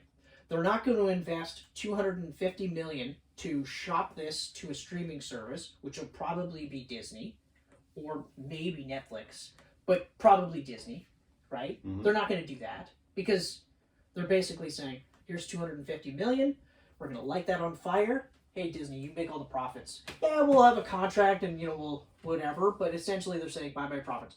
There's no way Amazing Spider-Man 3 is getting made. Live action, okay? Yeah. Not only that, after seeing this movie, I mean, why now? I don't know. I feel like it's definitely not going to happen. But saying that it couldn't happen is also false. It could happen. I mean, we're living in a world right now where 3 different actors are going to be playing Batman on the big screen next year. Okay, you're right. All yeah, right. You're right. So yeah, I'll walk back like it couldn't happen. It could. It won't happen. It won't happen. I will maintain. It won't happen. As much as I would love to see Andrew Garfield get one more shot because he was so fucking good in this, and it's like he really is that good. He just ended up with some poopy movies. He was given a shit hand. We said it. We said it. Both movies. He was the standout. He was just given this shit fucking hand. Toby, I love. I'm good with not seeing any more Toby unless. And this only because someone mentioned it, I was like, oh god, that'd be fucking good. They did a Logan-style old man, Peter Parker type storyline with Toby. That'd be fucking cool. What was it? Spider-Man Last Stand? Rain. No. You're not. It's not Rain that you're thinking of. Oh, I'm not thinking Rain? I don't believe you're thinking. I of hope Rain. it's not Rain, because in Rain, I'm pretty sure he did Mary Jane's corpse. Oh, that was a weird story. No, it's. But I would love to see that. It won't happen, but that would be cool. But I honestly think I would like. I don't know. I feel like we could see Amazing 3. I don't think we would though, unless the Sony Marvel deal is 100% done and Tom. So you're thinking come like back. that one? Yeah. Spider-Man Rain is. Is that Kara Andrews one that's really messed up, and I believe Peter Parker's penis is in that book too. Yes, it was. So yeah, it's. Oh no, he killed Mary Jane with his sperm. His radioactive sperm. That's what it was. Yeah. She got cancer from. They made a point screwing Peter Parker. They made a point of sitting there saying like, I was the one that killed you. How did I know that every single time we had sex and I dumped my radioactive load in your vagina that eventually it would kill you? He didn't say it exactly like that, but it was pretty close. It's pretty close. But radioactive load in your vagina is a sentence I never knew I had to hear until now. I know. Sometimes I let loose these nuggets. Yeah. And then you're just that's like, a fantastic nugget. But yeah, I actually remember flipping through it. Because he's got a distinct style. Oh yeah, Kira Andrews is very. I love his style. I really do. I remember getting to that part, and then I just went. Well, that's that. So I don't know how it ends, really. And if that's how it ends, like I was, or whatever. But I was like, like, I understand. Like you want to make it edgy or whatever. Yeah. And like. I think it's towards the end because that's the whole like reason why he's so fucked up right now. Like he's so depressed and shit because like he ended up inadvertently killing her, and you're just like it's one of those things where I look at it and I go, yeah, but like Peter's a smart guy, okay? Like depending on, I think he's like considered the 4th or 5th smartest in the 616. But anyway, so he's a really smart guy. Yeah. Okay, like genius level intellect, right? He's surrounded by other really smart guys, okay? We're talking like radioactive, power base. Not one of these people are just like, hey, might want to be careful. Mm-hmm. Like, and he's like, no, I use protection. And they're like, we'll come up with something for you to actually have protection. But if he was that radioactive, then just standing next to him would give you cancer. Like eventually, yeah. Eventually, like all this It's low got level. It's got nothing to do with. It's one of those where like that's again where I go back with like Grant Morrison's thing where it's just like they're comic book characters. They don't have sex. Don't reference it. Yeah. Like you can imply it all day long, but don't show it, and don't overtly say it because they don't really. Yeah. They're not real people. You don't need to have them do that, right? So it was just unnecessarily fucked up, like fucked up. But yeah, so I think it's not Last Stand or something like that. But you're thinking like that. Yeah, I just think that'd be really cool. I agree. If they went that route, then yes. But again, it won't happen. It won't happen. It won't. No. Because like I even heard like, and I was trying to look at this because like one of the complaints was like you could tell that a lot of this was shot separately. So, like, for instance, all the guys in the locked cages were all Mhm. shot separately, so they weren't shot together. Yep. But even some of the scenes with, like Toby and Andrew were shot separately, like, they weren't shot in the same, stuff like that. And I was just like, so what? Yeah. Like, it looks good. Snyder did the same thing at the end of Justice I League. couldn't tell you specifically. Like, I was just saying some of the stuff they referenced, but I never once was like, oh, yeah, so, like, clearly. And they're like, there's, like, some blooming effect, and that's how you can tell. And it's like, I don't give a shit. It looks like it's a little cloudier on If that day. If that's how you're going to complain about this movie, Yeah. you got nothing. Yeah, you got nothing. No, for sure, you got nothing. So all this spin-off stuff, like, although that picture you showed me of Spider-Gwen, Ghost Spider or whatever her name is, and Andrew Garfield Spider-Man, I was like, I would be on now board that for the that. multiverse is a thing, I would be on board for that, but it's not gonna happen. it's not going to happen. It's not gonna happen. I am a little disappointed, and we never touched on this either, but I'm a little disappointed that we won't see Tom Holland meet Tom Hardy's Venom. After that setup at the end of Venom, and then just take it away. Until, like, sure, you left the symbiote. Yeah. Okay. So what does that mean? Like, does that mean that we meet the MCU Eddie Brock? Right? That just somehow stumbles upon this thing that's in Mexico. Well, That's where eventually. he Well, went to? we talked about this. Venom Ruas. Yeah. He can get it and bring it somewhere, I guess. Venom is life. Yeah. I'm so mad that you didn't get that. Well, especially because I, like, in the theater, I was like, oh, that's, and then the dude was like, Ted Lasso. I was like, yeah, Teddy Rojas. I was like, oh, that's right, yeah, I thanked them for the assist. That's right. You did. I was funny. like, fuck. And then, so of course, when I was watching with Michelle, she was just like, oh, I was like, yeah, Ted Lasso. Teddy Rojas. It's exactly what happened when we watched it. We were doing the same just thing. like this. But, I mean, it's weird. it's in my opinion, it's a missed opportunity. Like, Tom Hardy really had nothing connecting him. Like, that was important to him. He didn't have a career anymore. Michelle Williams was off with her guy now. He could have easily just stayed in this world. Yeah, especially, like, you know what my theory is? Because, like, I just thought of this now. I think it's because they're like, when she announced the partnership with Tom Holland and MCU and Sony in the next 3 movies, I think that's legit. Yeah. I think it is legit, and that's one of the hints. So while Venom, or the symbiote is in the MCU, that franchise is still just a Sony franchise. Yeah. But then it leaves more questions. Okay. Which they won't answer. Morbius is coming out. Michael Keaton's in it. Also, Morbius pretends he's Venom. Yeah. What the fuck? So is Michael Keaton in the Tom Hardy universe where Morbius is? Or yeah. It's so confusing. No, it isn't. That's really confusing. You're making it worse than it needs to be. Morbius because now and Venom should just be in that universe. Well, now Michael Keaton, Adrian Toomes, now he doesn't know that Peter Parker's Spider-Man. Right. So it doesn't matter where he is. It doesn't matter what universe he's in. No, it doesn't fucking matter. I mean, no, but I agree. But now I'm starting to question if Adrian Toomes is actually in that movie.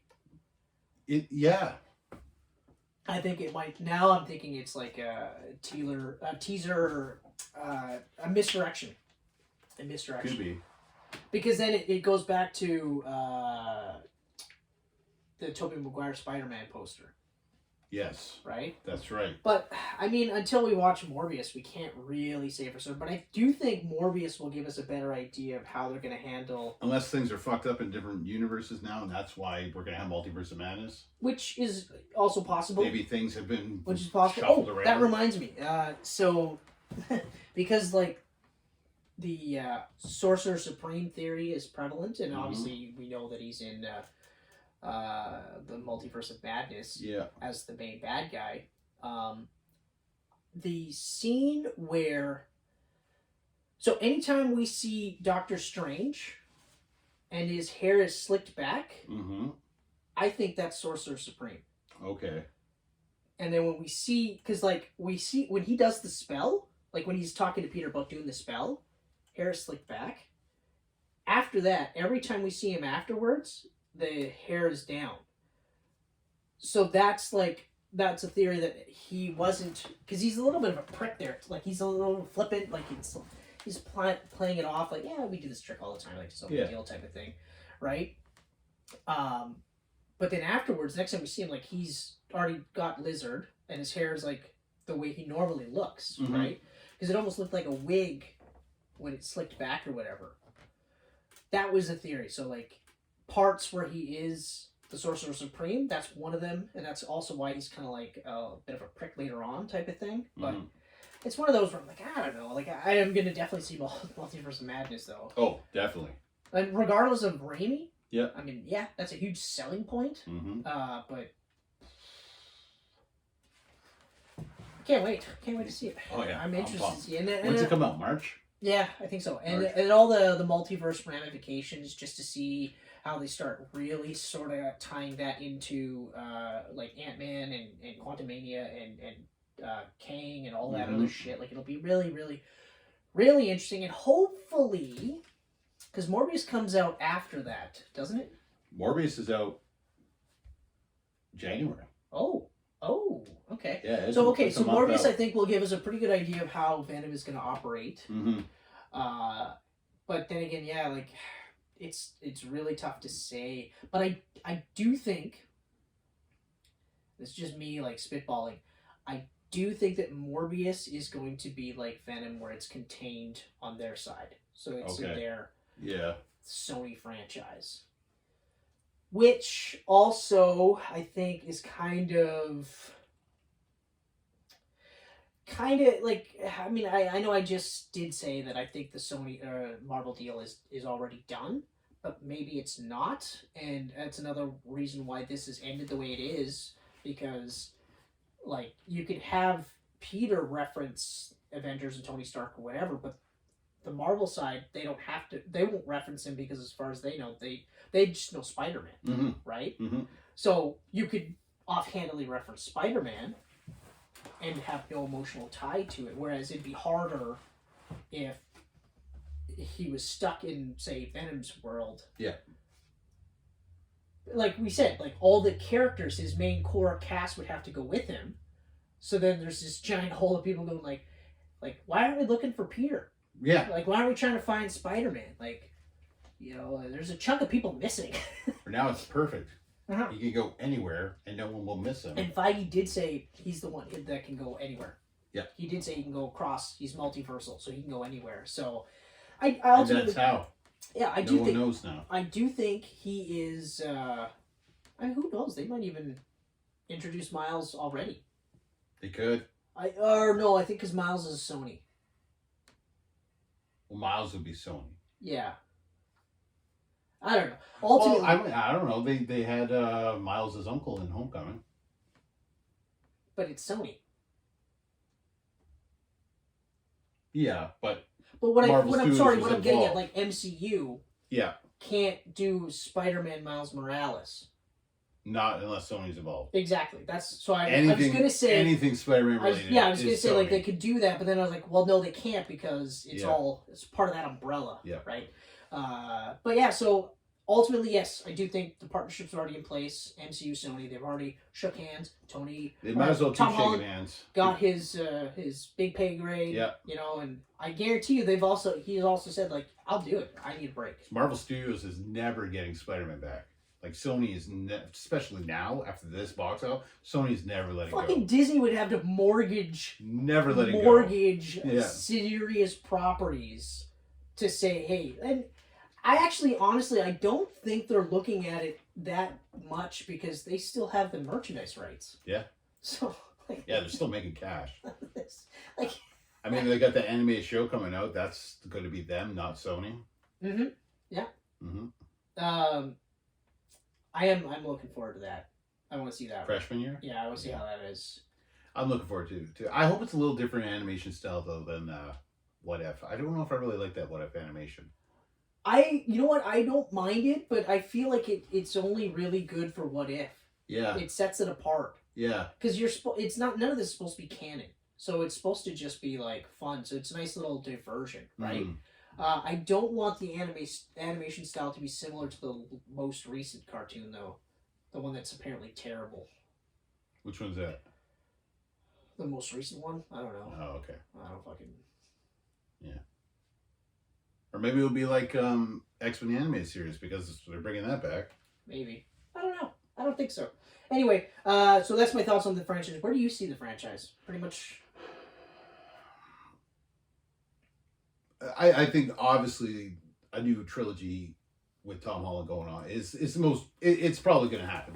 That's. And then I think that's it for him. I think that's clear as day. Gonna happen. Yeah, and then that'll be it. Yeah, but I mean. I also think we're going to see him pop in once, maybe twice in separate MCU movies. Well, one for sure because there's one left. Because they're going to sign this deal that like someone's going to get a trilogy. Marvel gets a couple appearances in their movies.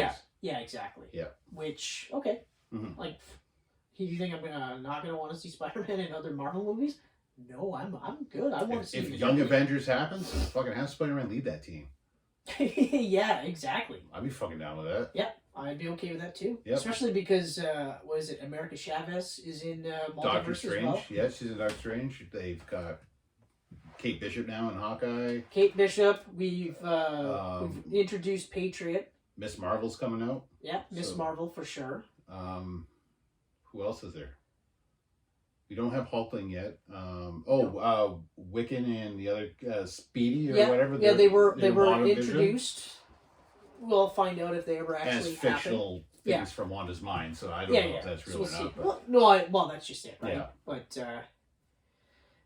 it'll be interesting to see. It's very, very, very interesting how like this closes out this franchise in such a fucking crazy way. Crazy way. Just crazy. Like it opens up so much and concludes so. It can go or stop. It doesn't. Yeah. Well, like I want to keep going. But... I've even read where they were saying like there's a possibility that he would still try to make Mary Jane remember.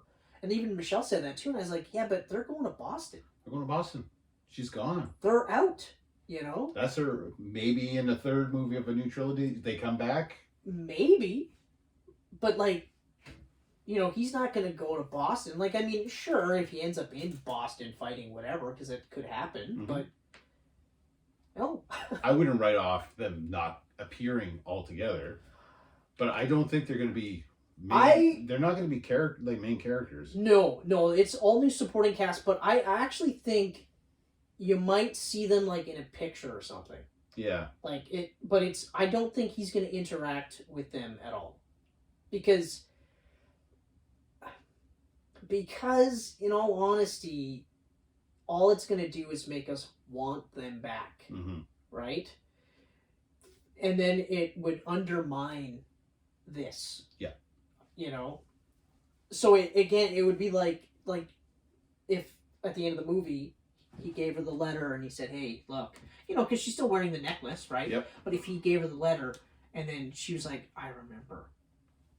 Well, then it undermines that. And while, yes, everyone would be like, oh, it's so happy, it's great. And even I would be like, oh, that's happy and great. I would still just be like, yeah, but, I mean, now you kind of weaken the movie a bit. So, I don't know that they're going to do that. And I don't know that they should, especially because if they're dating now, separated. Yeah. You know? Separated. So that's it. That's all. So, yeah, long story long, it is the best Spider-Man movie I've ever seen. Yep. It is one of the best superhero movies I've ever seen.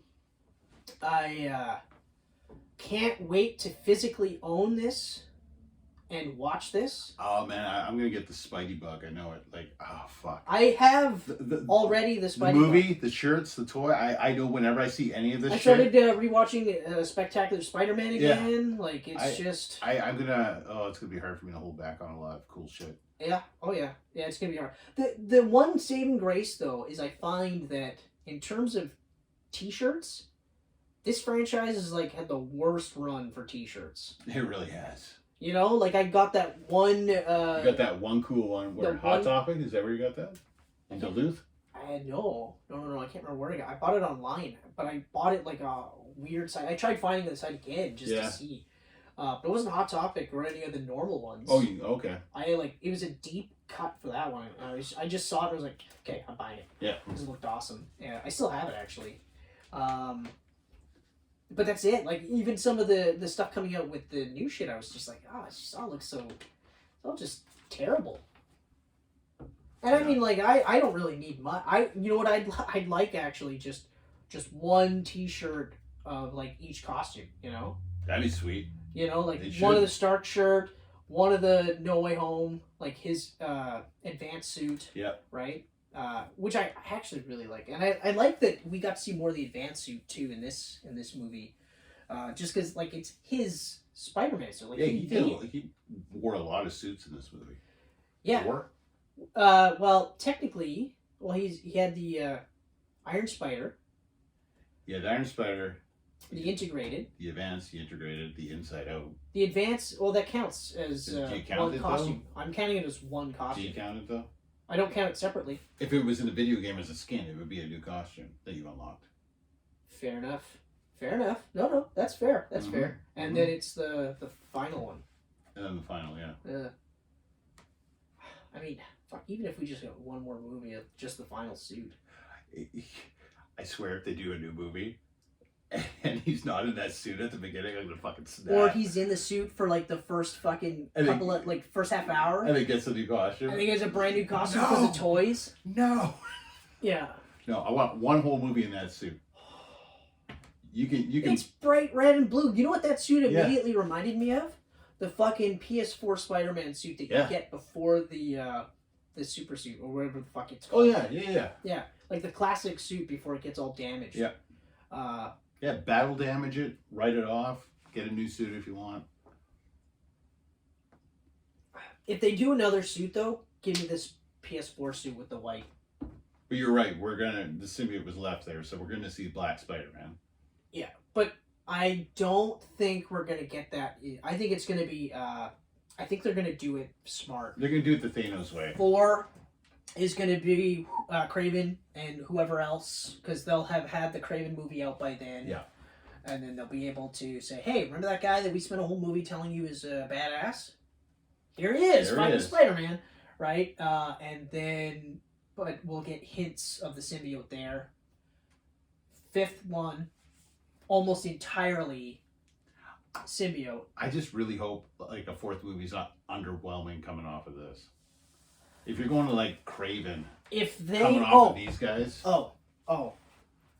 we're still doing this. That's right. Sorry. You're walking out the door. I was like, I thought we were done. Like I was like, holy fuck. Sorry, guys. You know what? I don't think it's going to be underwhelming for a number of reasons, because I do think that we're going to be.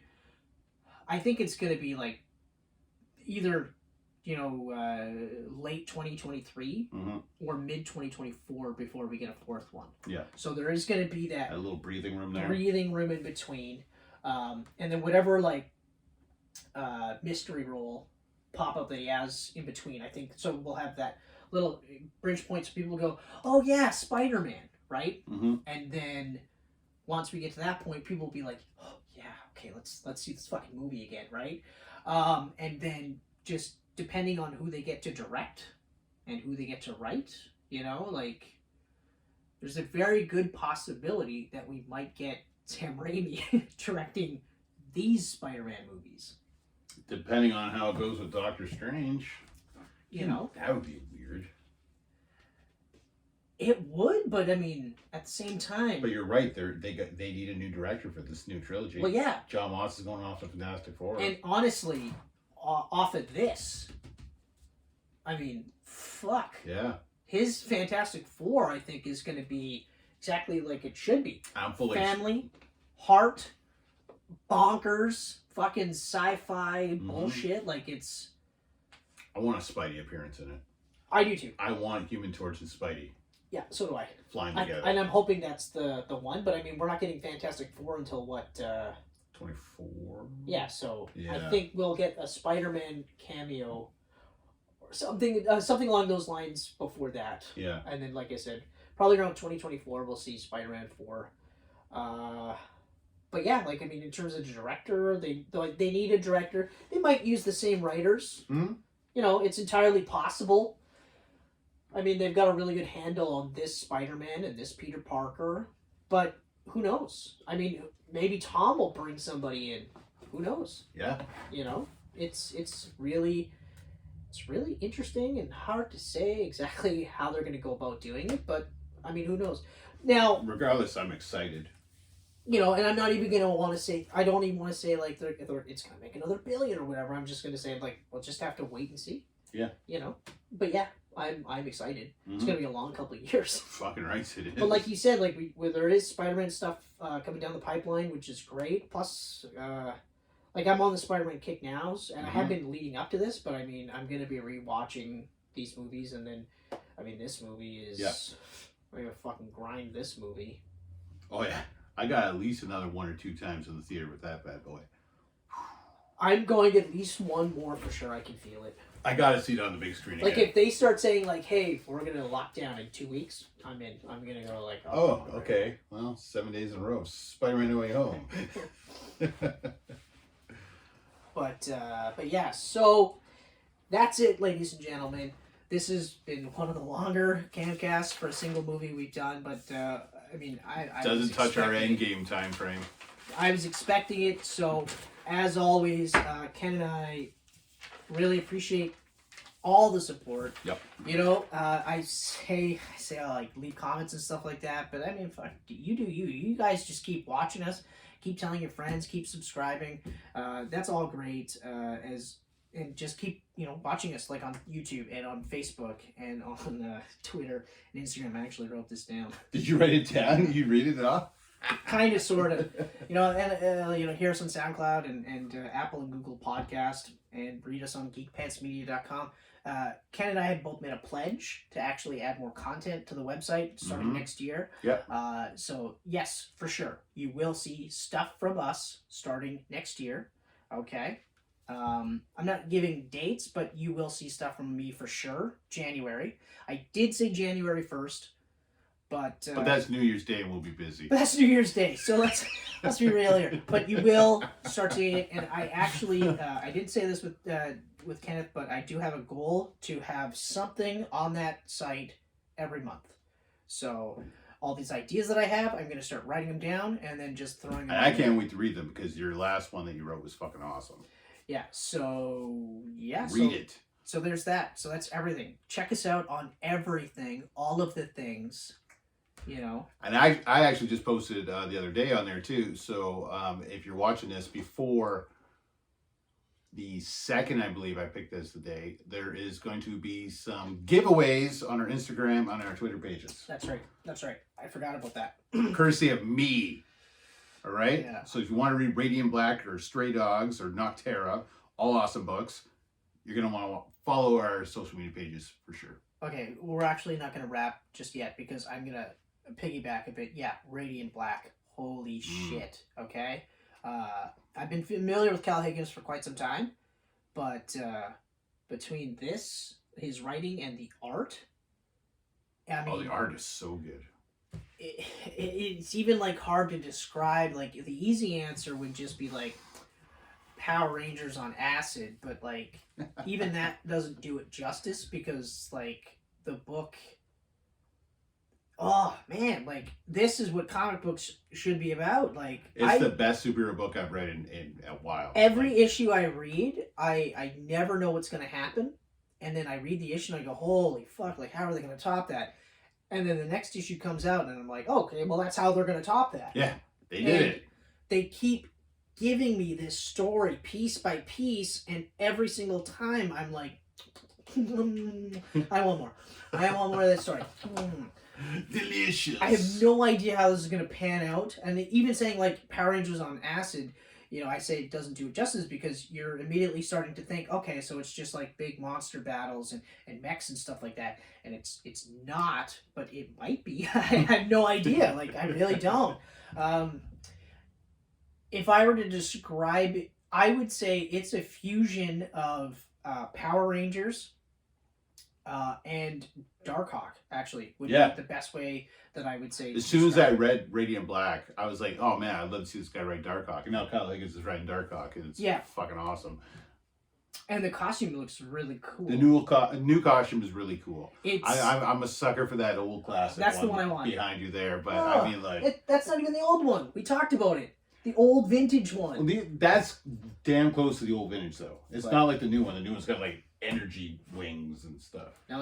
I'm talking about, like, 1990, Yeah, talking 1992. That's right. Darkhawk #1. That's right. It's got the spike gauntlet. It's got the wings. But that's... Okay, you show me the costume. Yeah, I'm like telling you, no, it's not it. But it's like... Now you're hoping it's not it.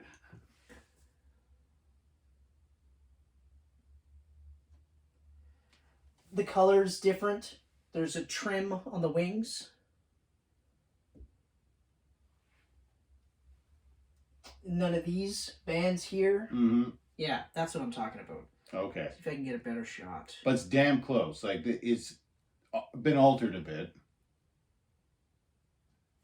See, here's a more recent one.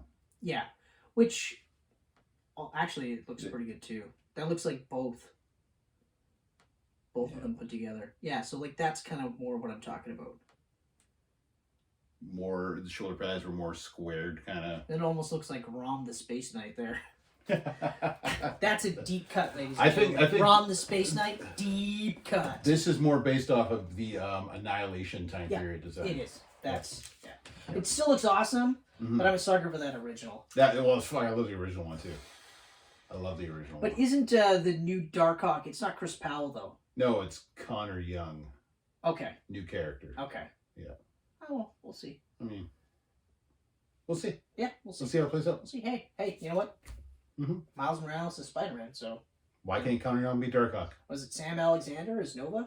Yes. Is he still Nova? Is that character still a thing? I don't know. Anyway, guys, thank you so much. I hope you have I hope your 2021 was awesome. Mm-hmm. Okay? I hope your 2022 is even better. Okay? Like, yeah, we talk about vaccines and COVID and shit like that, but I mean... What I write yesterday, I wrote, COVID is a big pile of shit, but if you look hard through that pile of shit, you'll find some good stuff. You'll find some pearls. You love them pearls, man. You love them pearls. Yeah, well, I mean, if you're looking through shit and you find a pearl, you're not going to be like, oh, fuck. You're going to be like, yeah! Oh, I'm in the Amazing Spider-Man 2. I found a pearl! It's not really that clean, but I still, But anyway, all I'm trying to say is... It's the bleach nut. Let's try to make 2022 better, and let's just try to be as close as we can with our loved ones, because we never know how long we're going to have them around, right? Let's try to be like Peter Parker, Tobey Maguire, and just try to be better, okay? Be better. For ourselves and for everyone else around us, okay? Okay. Thank you. As if they're supposed to respond to me, eh?